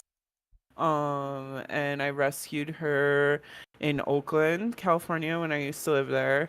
And she her past is unknown. Like they just found her on the street. and someone like turned her in, and but like from just her behaviors and like different like injuries she had and stuff, they think she was like a fighting dog situation, which is really common in like the Bay Area in general. Like I'm not just gonna say Oakland, like the Bay Area, like there's a lot of dog fighting and actually cockfighting there. Mm. So like animal fighting. So it's just a thing. There's a lot of like dog fighting rescue dogs. But she when I first got her, it was during like peak COVID. Everything was shut down in the Bay Area, but everyone was adopting animals because everyone was locked down. So like the shelters was trying to stay open because it was such a good opportunity to help get like all these animals homes. So she's a COVID dog. Like Mm. definitely. But I also was dealing with like a crazy ex, so I wanted like a dog to protect me, and I went to the shelter, and you had to like at that time, and it was this I thought it was the coolest thing. You set up an appointment, and they had a doggy matchmaker because it was to comply with Mm. COVID things. So you went and like you sat outside masked up, and they had like a binder with all the dogs, and then you like went like I talked to the doggy matchmaker telling her what I wanted, and she was like, oh, like because she knows all the dogs very very well, and she's like, here's two dogs, and Glitch was the first one. Her shelter name was Maddie, but so they're like, here's Maddie, and then the other one was like a sweet pit bull mom too, who like I just love pit bulls because I said like, well, I want something that's at least part pit bull and like very protective and loving, no, and like maybe it has a bad past and we can like figure our shit out together because I have like a lot of stuff I'm trying to overcome. And they bring Glitch out the first thing, and she just like leans on me and looks me like deep in the eyes, and I'm like, this is it. And it's like you can bring the other dog out, but I just guarantee like this is it. Like We just connected. Yeah. It's over now. yeah, like it's over because she's beautiful. She looks like a Rottweiler, but she's smaller. She's like so that was the first. I'm like, she's like a small Rottweiler, like a female pit bull size. But like Rottweiler, like she looks like a Most people are like, oh, is she a Rottweiler? But then they look at her closer and they're like, oh wait, she's like definitely has some pit bull too. So then when I thought Maddie was a cute name, don't get me wrong. But then when we were going to check, like I was going to like fill out all the papers and stuff, they actually couldn't find her file in the computer. And so I was standing there with her on a leash, at the counter, and like trying to like check, just take her Check out. home, and I check out. Like, what do you do at a shelter? Just trying to buy this dog, man. Yeah, I'm just trying. It's taking Literally, so like, long. just take my money, and they're like, sorry, and they had to like pull out her paper file, and like while we're standing there, I look down at her, and I'm like, you're a Glitch, aren't you? Like, you're a tiny Rottweiler, like not tiny, she's still a big dog, she's still like 40, 50 pounds, but it's like you're a small Rottweiler and you're lost in like you're not in the computer. And then like when I looked at her, I'm like, you're a Glitch, aren't you? She just looked up at me and like her dumb face and her tongue Yeah. hanging out, and she's like, yeah, I'm You know it. you know it. And then so I'm like, okay, your name is Glitch. And she's like, okay, it just gave me that look. And yeah, she's traveled with me, like, because I used to, like I said, I was nomadic for a while, and like she actually loves travel as long as it's a car. I don't know, like, because I actually flew her to Mexico City, like, and she has her own little like doggy passport, and like I spoil her a ton, and like Mexico City's like literally like one of the dopest cities to have a dog in, though. Like like it's just everything is dog friendly here, and Oh, like that's cool. people are nice about the fact that like they can tell like she has a history and Mm. that she has her issues, but like for the most part, like when I'm walking her, like people are really chill, and like they'll give us space, and you know what I mean? Like it's not like in California, sometimes I would go to like, or like even like when I was traveling, it's like if I would go to a fancy neighborhood and have her, like sometimes I would get those dirty looks, like, Yeah. who's this, like, what's this trash? with a Rottweiler that's obviously aggressive. Like, like I'm sending you. Poor dog's already a criminal. Yeah, and I've had to like, we've had to do a lot of training and like work because to like be in polite society, it's definitely like I just sent you something that's like completely different. Oh, nice. But Very she nice. she's the best. Like she is super like she protects me, which it's like that's the main thing. I always, like um like I wanted was I feel safe whenever I have her around. But then she's like, because I also have like mental health issues and like depression and all this stuff. And she's like a super great emotional support dog. Mm, Like I can't even like she's just like so smart and like has learned things on her own beyond like the training. Because most of my training with her is obedience training and like behaving when we're outside. mm. But when we're in the apartment, she's like totally like a different dog and like just like super sweet and loving and like always like checking in on me and like follows me like whatever I'm doing. Like right now she's like her bed is right next to my computer because if she doesn't want to be like too far away from me at any Yeah. point in time, and she's like super content because we went for a long walk before the stream so she wouldn't start bothering me in the middle of Yeah. it. And she's just Tucker around. laying yeah, she's just laying here being a sweet little glitch. So that's that's the long great story of Glitch. Yeah. Plus, she's your agent. She's my agent. She's the Yeah. #1 Hollywood agent for crypto artists to the Yeah. stars or this like something like that. She might be my agent too. I didn't check the contract. I think she's like if you're my friend, she's your agent or Oh, you can at okay. least say she is. Yeah, just to Uh, get the clout. Just to yeah, get your foot in yeah. the door. Definitely, because she's a hard ass. She's like really good at negotiating contracts. Bork Mostly bork. because work. She because she is a master manipulator. Right. She knows how to give you a look to get anything that she wants. Right. Those numbers aren't correct. She'll let you know. Yeah. Oh, and she's very aggressive if you are trying to screw her. I'm just like hitting the mosh button now on this. What if we run like ASCII art through like we're totally deconstructing this, but like really like what would happen with like ASCII through AI? So at some point you just kind of lose details. So ASCII's not like I mean show you. Let's just change this into ASCII real quick.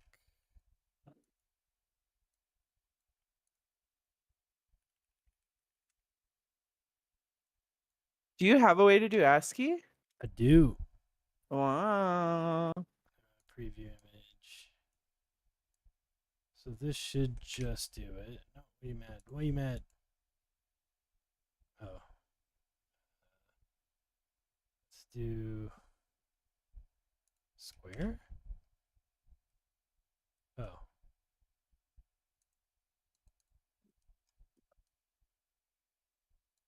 Not quite.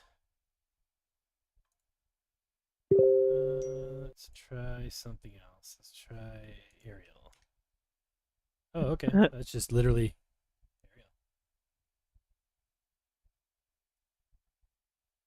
It kind of says Empress Trash a few times. It's like a It word kind search. of Oh, we're in getting. if you squint hard enough. So we're getting bubbles. Bubbles. That's pretty cool.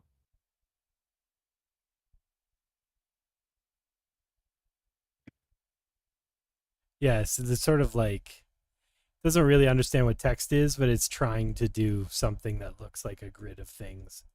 Yeah.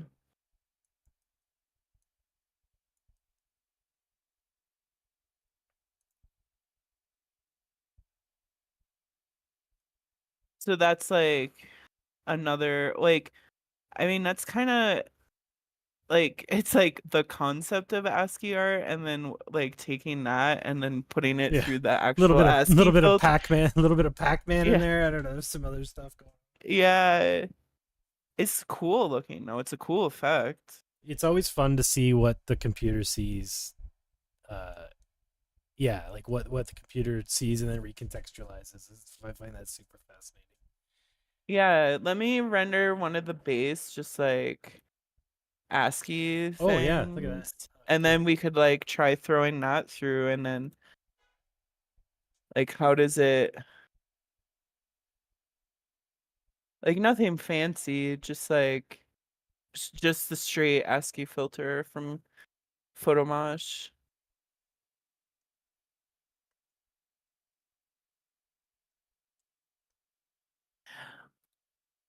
Not that like I mean ASCII is kind of part of glitch art. It's just part of like the whole like old school stuff, you Yeah, know. for sure. Here's some straight up ASCII. I've been like I said, I usually have like I mean Purz knows this, but I usually have like so many women and like figures in my work, and Mm-hmm. lately I've just been like needing like abstract. So then I took your thing, and then Oops, I we don't just need like this. We don't need the ASCII thing anymore because it's already ASCII. ASCII the I just ASCII. ASCII the ASCII. ASCII the ASCII. But I took your that pseudo ASCII animation and run it through ASCII, and it looks pretty cool.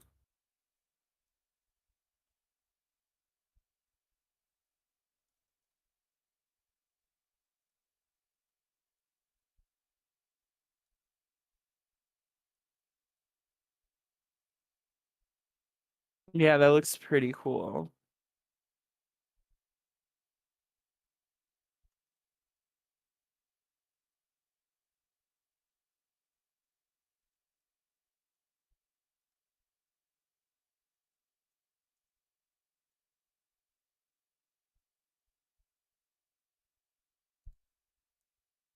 Oh, that's kind of cool. It's different. It's like zero curtains.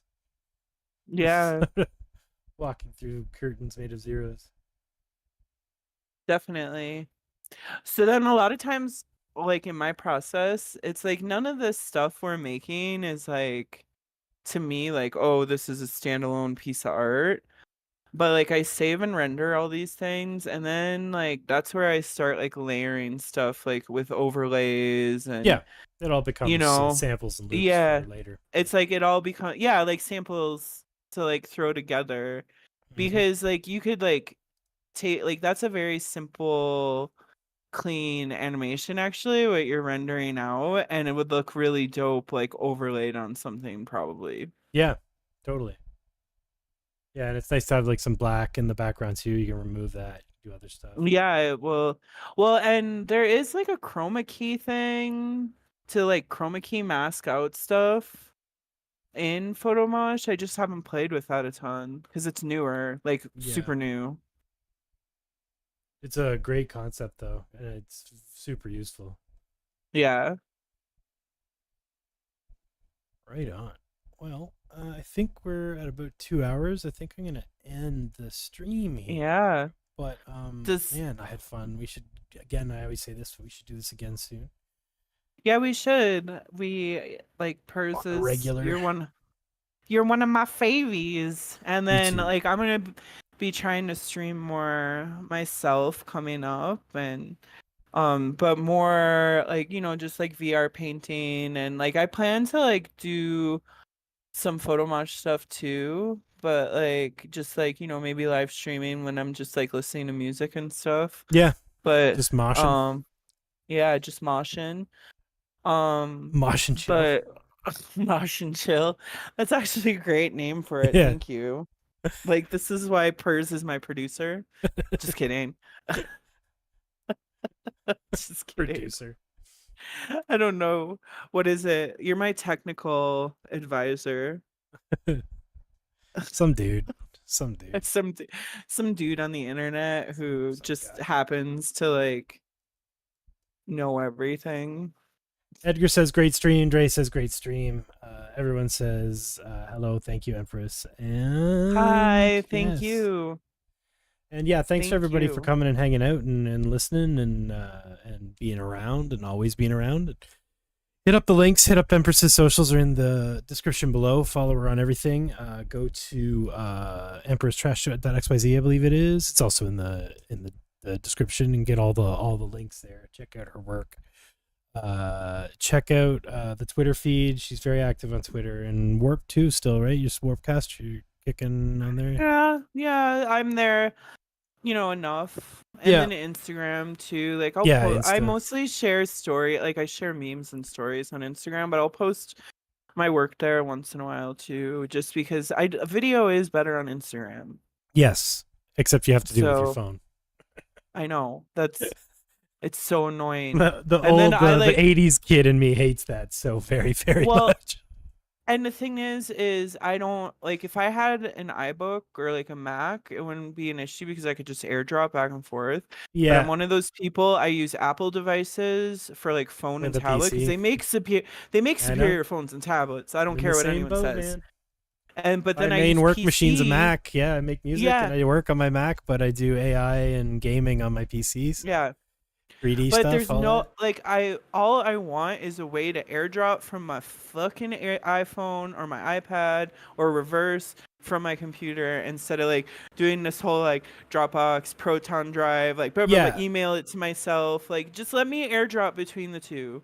If I anyone actually out I do there, have a solution for that. But it's kind of expensive. Like if you get a network area storage device like a Synology or something like that has like ugh, backup drives in it. This is why I use it because yeah, it just became the X drive on every computer. So I can just like go X phone and dunk something in there, and then on my phone I just open up files and go into the thing and just, you know what I mean? Like it's just in a folder yeah. on my phone, you know. So like you get used to that workflow, but yeah, you need a friggin' network area storage to make that work. But yeah, I No, know I just it's want just like Apple to allow me to airdrop from my PC. Just let they. me do that. I don't know I don't know if they'll do that for security, but it'd I be know they nice. It would won't. be I know they nice. won't. I know they won't. It'd be so But I nice. can dream. Or do you just bump your phone to your computer, like as long as it's touching? Yeah. Oh my god. Oh my god. I mean, you can do it if you have a Mac, but Yeah, you I got to just move don't everything work to on your a Mac. Mac. Yeah, yeah. In a butt. My brain, I don't like Mac for like a workstation. I mean, it's just like I've worked on Windows since I was a teenager. I don't want to like switch. I understand Windows, if something Yeah, breaks, I know how to fix it. And I like the hackability of like a Windows PC versus Mac. So, yeah. yeah. Anyway, you want to end this, and I'm going to just keep It's talking. all good. That's why we're here. But yeah, this was awesome, and we'll do this again real soon. And I'll be Yes, back please. this week. I think on what's today? Thursday. I'll be back on Monday or Tuesday. I'm not sure yet. It all depends on scheduling stuff. But we'll be diving more into AnimateDiff and maybe some sparse control stuff. So it basically image to video is what we'll be dealing with next time. So if you have images that you made and you want to bring them to life, we'll probably play with that stuff. So yeah, come on back and we'll make some stuff move. It won't be Luma. It won't be Gen 3 runway. It won't be Sora, but it'll be something. It'll be local and it'll be something you can do without spending credits. So yeah, come by, hang out. And I have a next guest, but I don't know who they are because they're not on my calendar here. So yeah, I'm super organized. Everything is going as planned. Super. And hey, at least neither of our computers crashed tonight. That's good. No, just before it started, my sound Yeah, yeah. crashed, I and spilled I coffee only too, which was great. oh no. And we only crashed our apps like once each, I think. Yeah. And but I only opened Blender once. Yeah, So score. we're doing good. Look at Do you us have be anything you want to talk adults. about? Do you have any stuff coming up you want to tell the people about other than Rome? Anything else? Oh my Any big god. events or things they can look for? Well, I mean, like, I'm curating for the Super Chief billboard thing. The remote control thing, So, right? yeah, so I mean, like, I know like you're like, not everyone who watches your thing is like in like crypto or No, NFTs, no, it's but all, it's yeah, like, some are. It's all good. Yeah, we're just yeah, talking but about it. like if Super Chief is a gallery that I've been working with, like as an artist and a curator, they represent me, I guess is the best way to say it, as an artist. But they're like a world-renowned gallery within, like they have physical locations in LA and New York, and then they also will do like exhibitions around the world with different installations and stuff. They're really top tier, but they're doing an open call to do a billboard thing and like to have a bill your art in a billboard in Times Square, and but they're using blockchain stuff, Zora network, not Zora like the platform for people who understand the difference, but to essentially make like open calls for art where the artist can get paid even if they don't win the open call, instead of the reverse of We're actually paying you to know enter. uh, yeah. So it's real. I'm not gonna unpack it all, but if you go to Super Chief NFT and go like it's like the go on Twitter and like go look through all their stuff if anyone's interested in trying to submit art. Yeah. The call is still going, and it's a great way to just like get introduced to like the crypto art community, because there's a bunch of us who are just like dope artists that like Purz. I met Purz through crypto. Yeah. It's like who are just like hanging out and we just like experimenting with technology, and we just are trying to make money while we're doing it so we can do this full time. So, and some of it, not everyone does it full time. I'm one Yeah, of the that's few. actually a good point. If you're into this stuff, you're making stuff, and you've never done this stuff, this is actually a great way to submit something and then be seen Yeah, by people that might be into that stuff, because it's like it's really hard to just jump into the crypto scene and start dropping it art, is. especially It with the way the is. market is now. But with something like this, Yeah, it's like you're immediately on the same platform as established artists, so they just see exactly. your work by default. It's Yeah. it's a great way to just get out there and Yeah, interact with everyone who talks to you. You know what I mean? Like make some friends out yeah. there. That's the whole Yeah, point and of this there's a thing. ton of AI artists who are submitting and some fantastic AI work that is being submitted. Like Super Mhm. Chief loves AI artists. They love disruptive artists in general, and they view like AI art as like a very disruptive medium, and so they like love AI artists. Mhm. Like, and I mean I'm like they love me, and I'm like an AI glitch artist, and like some of the coolest exhibitions that they've had is like exhibiting AI art. And I mean, it's a great way to meet new people. It's a great way to tap into an international art scene. It's a great way to introduce yourself into like the basics of blockchain if you haven't done anything of like tokenizing your work. And because there's a great support structure around it, because they have like a dev and a team who's actually like handling like any issues Mhm. technologically, who will help walk you through. And the system, the way it's set up, like I think as someone coming in, if you don't understand like how blockchain works, but like how the submission system is done, it kind of like teaches you as you're like submitting, like Yeah. low key. So it's just fun, and I'm a curator for that. I also submitted my art to it because you can do that. But like since I've been working with Super Chief for a while, like I'm also curating that. So what's cool about it is the top 10 people who have the most like people who collect their art automatically get on the billboard. But Yeah. then there's 40 of us curators. I'm not the only curator.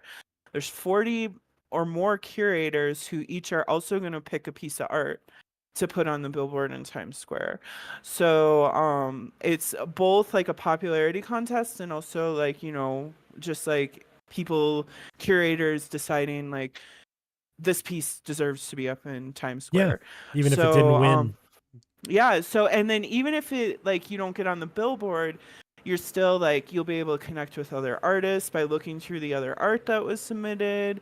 And then also like you again 40 curators are going to be looking through all of the different art plus Super Chief, which is a world-renowned gallery. Yeah. So it's like to me it's just a great thing. Like like it's like I'm glad to like support it and be part of it. So Yeah. but yeah, if anyone like go to Super Cheap NFT on Twitter, or go, like, they have a website too. Maybe we can put that in for like when people, we can put in the links for when people watch this after. Yeah, But then just again with all these NFT links and stuff, make sure you're going to the actual website. yeah, yeah, Never click the first link on Google. Sometimes people will pay to have their, crappy scam. scam link as the top one. Yeah, So ask that somebody, will, get the URL from somebody, and just yeah, double check these things before you start syncing wallets to yeah, just random sites. That's just like a little bit of advice for if you're yes. just digging into this stuff for the first time. Your wallet is you own the keys to your wallet. If you give those keys away by connecting your wallet to a bad place, you've lost sovereignty of your wallet. Of, So yeah. yeah, it's essentially, I just sent you the link on Telegram Okay, to yeah, like I'll the just put submission this right site. in the chat here. But the quick Not to and scare dirty anyone of, away. I'm just saying this is, potentially was one no, of those things. no, I'm gonna do the quick and dirty basic blockchain safety of just Yeah. like, if you start getting into crypto in general, which I mean, like, it's not financial advice. I'm not telling you any coin to buy or anything like that.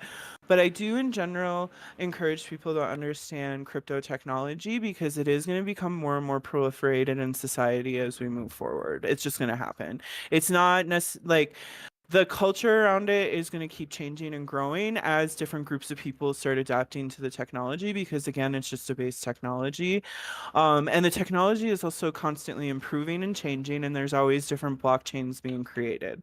Hmm. However, some of the basics of it is just, you as a person interacting with crypto, you are your own bank. You are the one, you taking care of your money, you're the one like making sure everything is safe. So if you're going to be your own bank, you're decentralizing from the centralized banks by being like, okay, I'm going to be autonomous in holding my money. You need to be safe. And like, there's a lot of basic safety that comes with it. And I can also like, there's Jen NFT teaches, like NFT, Jen Decentralized D is her name, but she has like a whole bunch of YouTube stuff about just like basics of blockchain, minting, safety, all of that. Like, she's really good at teaching all of that, because once you learn it, you realize like you should have been doing a lot of this stuff anyway with just like regular internet, not Yeah, like your crypto. passwords and all that Yeah, stuff. Yeah. it just starts teaching you very good OPSEC, like Yeah. operational security, that each of us should be doing, because as technology, like, even now, like, people can have their money stolen from their bank account. Like, Hmm. that's not a new thing, but how it's stolen with crypto can be a new thing, because it's like you can just click on a link and then your wallet gets drained because you Yeah. have all your money hooked up to your browser. So learning basic safety is just like super important. But then, like I said, like, as you learn the basic safety with crypto, you start realizing how you should have been operating like that, this, with all of the internet, not just crypto. So yeah, Yeah. that's my, before people get too far into crypto, that's my basic. But No, it's important to I say because it's not just a magical, wonderland where everything's it safe is and though. everything's cool. It's great Well, and I not like it, but I just mean you can't just you gotta watch your back. That's all. Just people are out yeah, there to get you, just like anywhere and else, anything else. it's It's yeah. especially like, it's just, if you make any money, people see that because it's all transparent, and you become a target. And Also, if someone contacts you and says, "I want to buy your work," and then they ask you for gas money, just don't, delete and block that person because yeah, that is always a scam. No one will ever ask you to mint your work. They'll yeah, never like that is not a real thing. That is a scam. They're trying to get you to yeah, either A, click on a poison link, or B, send them a bit of ETH so that they yep, can, get the gas to mint it, but they're just taking your ETH. So, or they've got some yeah. crazy manipulative contract set up, and as soon as you send them something, it's just, it's chaos. So, It's crazy. yeah, basically anything that comes to you like cold call about selling your art to someone, you can pretty safely ignore and then Because ask your friends if they're legit or not because, the way it generally operates is, me as an artist, I mint my work, and put it on one of the many different platforms that's available, like, which is pretty much just like a site to sell your tokens, your Yeah, art, marketplace. Yeah. a marketplace. And so generally how it works is I make my art, I tokenize it, I put it on a marketplace for sale. If someone wants to buy it, they buy it from that marketplace. You know, sometimes if it's a higher price thing, like a collector will reach out to me to talk to me, just to ask about the art though. And like at no point are they asking me to click a link or asking me for money to buy that art. Yeah, I mean, really, if you think Those about are that, just from yeah, from a position, no one's ever going to ask yeah, you for money to buy something from you, right? Like yeah, something's up. those are the two red flags. So because you will have collectors just like reach out to you sometimes. It happens, like, because they want to know, especially when you're a new artist, like they want to know about you, because like within the crypto art community, like the artist's story is just as important as the art, and like what you're trying to say with your art is just as important. And so sometimes collectors want to know, like they want to know more about you. They want to know more why like you're creating something. And that's not bad if someone's reaching out to you to talk about that. But sometimes these scammers will use that. They'll have those conversations, and then at some point they get you to like drop your guard a little bit, and then Yeah. they'll do one or two they'll ask you for money. Oh, I'll buy this, but I need you to send me money so I can exchange this thing. No, that's just a no. Anytime they say I need you to, like, any money to be sent to them or something, no. Or if they ask you to click a link, like no collector is going to ask you to click a link because your artwork's already minted and on a website for them to purchase. So you should be the one sending people links. Not Yeah. If as they're an talking artist. about price, they should be talking about a price that already exists for your market Yeah, price, and and they like be haggling with you. That's fine. They can ask you to yeah, lower it. That's fine. There's nothing wrong with yeah, that. But yeah. it's the other thing where, But then I have like 2 ETH locked up in a wallet and I just need gas to get it out, and I just, and it's so it's then all the bullshit. thing is, let's say you have a price list, like you have a price listed for it, and they want to haggle you down. So what at that point it should still be a like kind of a permissionless transaction, or a trustless transaction, because they should then on the marketplace submit an offer through the marketplace, and then through the marketplace you accept that offer, because that's where some people get hung up, is like artists, like the collector will be like, oh, well, I'm going to make an offer, here's a link, and then newbies will be like, oh, I have to click this link to accept the offer. Do not ever click a link that someone sends you like that. Like that's a scam. Yeah. So because if they're going to make a lower offer, it's like on the platform itself, so then you'll get like a notification, or you'll go look at the token on the platform and it'll say, oh, there's an offer pending, depending on how the platform works. Each platform is different, but then you can decide there whether I'm going to accept this offer or not on platform, not on the nowhere else. platform. Yeah, nowhere else. And then once you accept the offer, it just automatically it's like you get the money, they get the token. There shouldn't be any like it shouldn't be like, oh, I'll send you the money and then you send me the token. Like all the transactions can happen on trusted platforms. Yeah. So that's why they exist. And that's like, scammers get new people all the time with these ones. Like, and I never got because I'm like so suspicious already as a person.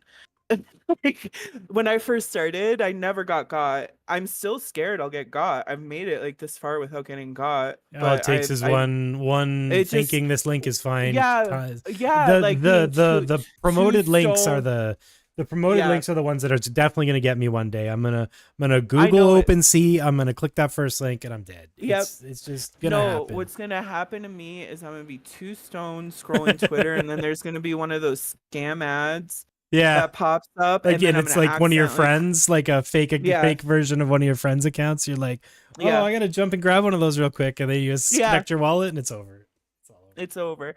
But then there's more. Like, there's so much more to unpack with this. I could talk forever. I'm sorry. But you could also like, it's good to talk about this stuff. At some point, like if you start getting into crypto and you get deeper into it, like you have to have a hardware wallet, which then takes everything out of your computer, out of any transactional ability, because it's put on a hardware wallet. You have to actually hit the yes button on the wallet to approve a transaction. Yes. Like And they can't Yes. hack it. You have to physically press the button to Yes. approve And like transactions with the hardware wallet. So that's the the move. wallet has its own seed, like the hardware wallet has its own seed phrase, and then it's like it like you transfer things from, so it's called a hot wallet and a hardware wallet. So a hot wallet is essentially a wallet that is connected to your browser and is connected to sites and that you're transacting on a lot, like on a day-to-day basis, which I transact multiple times a day, like something like in crypto. It's just like part of my life now. But then a hardware wallet is essentially, actually like a little literal device, and then you like have it to the side, like you connect it and you can transfer things off of your hot wallet to the hardware wallet, but you don't leave generally the hardware wallet plugged into your computer. Like you unplug it, so then it's all vaulted there. So then you don't have to worry about that. Whatever's on your hardware wallet, you don't have to worry about being hacked. But then you have to worry about losing your hardware wallet or losing the seed phrase to your hardware wallet. Yeah. That's the two things that can happen there. Yeah. And that's like how a lot of Bitcoin from like way back in the day, that like people like bought a shit ton of Bitcoin and they put it on a hardware wallet, and then either they lost the hardware wallet, or they lost the seed phrase. Yeah. And that's why you hear those stories of people who are, it's like, I had like 100,000 Bitcoin or whatever, you know what I mean? But I lost it. That's generally how they lose it. Think about how much So Bitcoin is in landfills right now. I know, and someday we're gonna have a quantum computer that's gonna be able to open up those hardware wallets. I know it. I know it. And then we'll have a whole other thing to worry about, the fact that our hardware wallets can be opened up with a quantum computer. Well, and encryption just won't exist anymore, so then we'll have a whole new problem. We'll have a whole new problem, but that's for I think future we're heading towards. I think we're heading towards that. So I don't know what that means for us, but YOLO. I don't know. No privacy. All of our stuff is stolen, and AI is our overlord. Isn't that already happening? Cy Simple says they just installed PhotoMosh and now they're messing with it. Thanks to the Cy didn't have PhotoMosh before. Apparently not. Cy is a friend of mine. Hi, Cy. Yeah. I love you. Cy. And your X-ray babies. X-ray baby. X-ray baby. Indeed. So yeah, I mean, that's a long thing about crypto, but a short thing of like, if you want to get into the crypto art stuff a little bit, like want to get, just dabble, maybe try submitting to the Super Chief thing, which I shared the link with you, Purz, to share. Yeah, I popped it in the chat there. It's in the chat for everybody. And it's a great community, and you can trust people from Super Chief as long as it's not a scam Super Chief account. And you can like meet other artists, you can meet a lot of dope AI artists, you can meet like, curators, like especially if you're wanting to like try to get your art exhibited places. This is a great, great introduction to it. So, and I encourage everyone to try it out if they're interested. But I'm also not one to be like, oh my God, you have to do crypto stuff, otherwise I'm not going to. Yeah, no, exactly. This is not something I like to push on people. It's a nice option to have if you're looking for a way to monetize work you've been making, basically. Yeah, and it's a way to make a little bit of extra money, and you never know where it's going to go. Like, because of all the stuff that I've done through crypto, it's like my work has been exhibited on every continent but Antarctica now. Right. I never thought that would happen. So, and it's an international community that support, like there's a niche within crypto where it's like people who support artists and they want to see artists thrive and grow, and very AI positive and like not hater. Like there's some haters of AI in crypto, but it's like for the most part, crypto in general applauds artists that are like pushing technological boundaries. And so it's a friendly place to share your art and possibly make a little bit of extra money and get exhibition opportunities. So yeah, I mean, how cool is it to have your stuff in like galleries across the planet, man? I mean, every day I wake up and I'll be sad about everything, and then I'll be like, oh wait, but my art is exhibited in Rome, baby. Like, get me a coffee. And I'm curating for a billboard in Times Square. Exactly. Like, like it helps with that little, like, just keeping me going. Like, helps with the imposter syndrome too. yeah, and like maybe the world isn't so horrible because artists are getting these opportunities, and like Absolutely. we can get our voice heard, and because there's a lot of, you know, diverse people within crypto art that have a bunch of perspectives about what's happening in the world. And I love looking through people's art every day. Like I'm looking at hundreds of pieces of art of just like scrolling my timeline on Yeah. Twitter and like my collection, because I collect a ton of art too. Hmm. Like it's just it like at some point it's just if you go deep enough, it's like everything becomes about the art, and that's what I wanted. So you can kind of make it whatever you want to be. So yeah. Absolutely. What a cool note to end on. Well, thanks for coming in, I and know. I really appreciate it. And we'll get I you back can't on wait to real come soon. back. Yeah, I absolutely. know. I Yeah, love being here. absolutely. Absolutely. And thank you for helping me with everything and Of helping course. me start getting my live stream stuff set up, which you will Yeah. do. Well, no, it's yeah, it's great. And this is another one of those things that's awesome about crypto, is just like empowering other artists to do stuff, right? Like Yeah. stuff that seems scary to some people is just not, it's not that scary once you try it. So, you know, like, Well, and don't be and afraid to ask people questions, man. You know, like no. people reach out to me all the time. It's fine. I don't get mad. It's all good. Hit me up. No. I don't want to do tech support for platforms specifically right now, Yeah, but other yeah, questions I will help answer. absolutely. Many questions, or at least direct people where to find the information, because I just believe in teaching people how to find information over just Yeah, regurgitating things at no, people, absolutely. because I think that's the skill set to Teach them thrive to or fish. survive in any new like any ecosystem, but any new thing is to figure out how to learn it yourself. And Hmm. no, I love it's just like what it feels like sometimes being a like in crypt like being a crypto artist is like I have so many friends around the world who have a diverse skill set, and at any point in time if I need help with something, because I've helped people so much by either curating them or helping get their artwork collected or stepping up when they've had like in a life crisis, Hmm. because I help like I'm kind of like a therapist to a lot of artists. um like that's part of like being an artist, like you need that support structure, but I Yeah, also know like at any point in time if I need help, like I will get help. Like because I've been doing this for 3 years now and I've helped so many people, and it's not even necessarily like expecting help in return. Like I mean, I know we're trying to end this, but it's just like no, just you're to just making throw the deposits in the karmic bank, and it just like it yeah, pays out, even if it's not a yeah, it's not necessarily like a gross capitalistic thing. It's more of a like no, just putting it's the actually energy more of a that you want communist back. thing. Yeah, you just put the energy into the world you want to have beamed Like back there's and stuff some like that. So strong socialist things happening in crypto, even though it still has the veneer of hyper capitalism. Like there hmm. is a lot of socialism in it. It's very strange. But Yeah, I think it again, it's what you make of it. It's just another technology. It's just a conduit for commerce and like, but also so many different things with blockchain.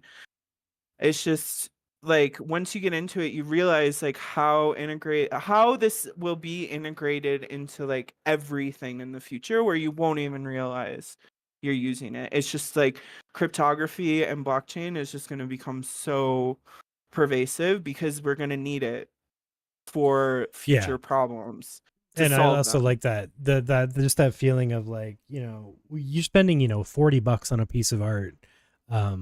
But to somebody who lives in a place where $40 doesn't mean Oh my 2 trips to god. McDonald's. It means groceries for the month. You know what I mean? Like that's Groceries for the month. Like it's just a completely, I don't know, and that feeling is amazing. also, okay, so people this is getting deep into it, but it's like people get into like, oh, crypto is bad for the environment. First of all, a lot of that's been fixed. Second of all, it's not as bad of an environment as it is for physical shipment of art. Like I'm not even gonna like do that debate right now. But so I buy a piece of art from someone and I spend $40 on it. There's no printing cost in that. There's no shipping cost in that. Like the overhead is literally the platform that they're selling it on, which Hmm. usually takes anywhere from 5 to 15% of the sale. So Depending, yeah. literally the majority of that money is going direct to the artist. There's no like middleman trying to like scrape away from the artist. Yeah. Like, and then sometimes things like, especially galleries, like they'll add on another thing, like maybe take another 10 whatever percent. But like the most, like for like different exhibitions I've done, the least amount I've gotten for an artwork sale was 50%, about like a little bit over 50%, and that was through Sotheby's. No, that was through something else. Sotheby's waived the fees for our stuff. Oh, that's I forgot nice. about that. Yeah. Yeah, that was the whole negotiation thing. That was Glitch, the agent. Bork. Just borked her way into that deal. Anyway, but so okay, I'm buying a piece of art for $40. Now I own that token. I own this, essentially the certificate and the art. I get to enjoy. I mean, I could enjoy the art whenever, but I like owning it. I'm like a hoarder. I'm a collector. And like owning digital art is my way to like get my hoarding and collecting need out without actually in a non-physical way that you can take with you, like without having to have a storage unit. House. Yeah. And so, but then I know most of the money is going to the artists. It's immediately going to them. Mm-hmm. Like immediately, like instant, and they instantly have a better day because they can go buy more food, or they can go buy a new toy or a new tool to create art. They can buy new clothes. They can buy they can buy what they need instantly. And I get dope art, and they are happy because they have a little bit better of a life, and they have the satisfaction of they made that money making their art, which everyone told them wasn't worth anything, because no one values digital art. Mm-hmm. Well, now people do, but you know what I mean. Like, oh yeah. Everyone else in your life will tell you you're wasting your time. Exactly. So like, and then it's like they're just being the weird artists on the, like, I always imagine it because I mean I've been going through it. It's like they're the weird artists on their computer at home. Mm-hmm. And then like their family's probably like, what? They're lazy. They're not getting anything done. And all of a sudden they come back and they're like, I made a few $1,000s with my dumbass gifts. Mm-hmm. And this stuff that you told me was worthless. Well, guess what? Now I'm like feeding my family with it. You know what I mean? Like that to me is Feels so good, powerful. Man. Oh, it's so powerful to change the world.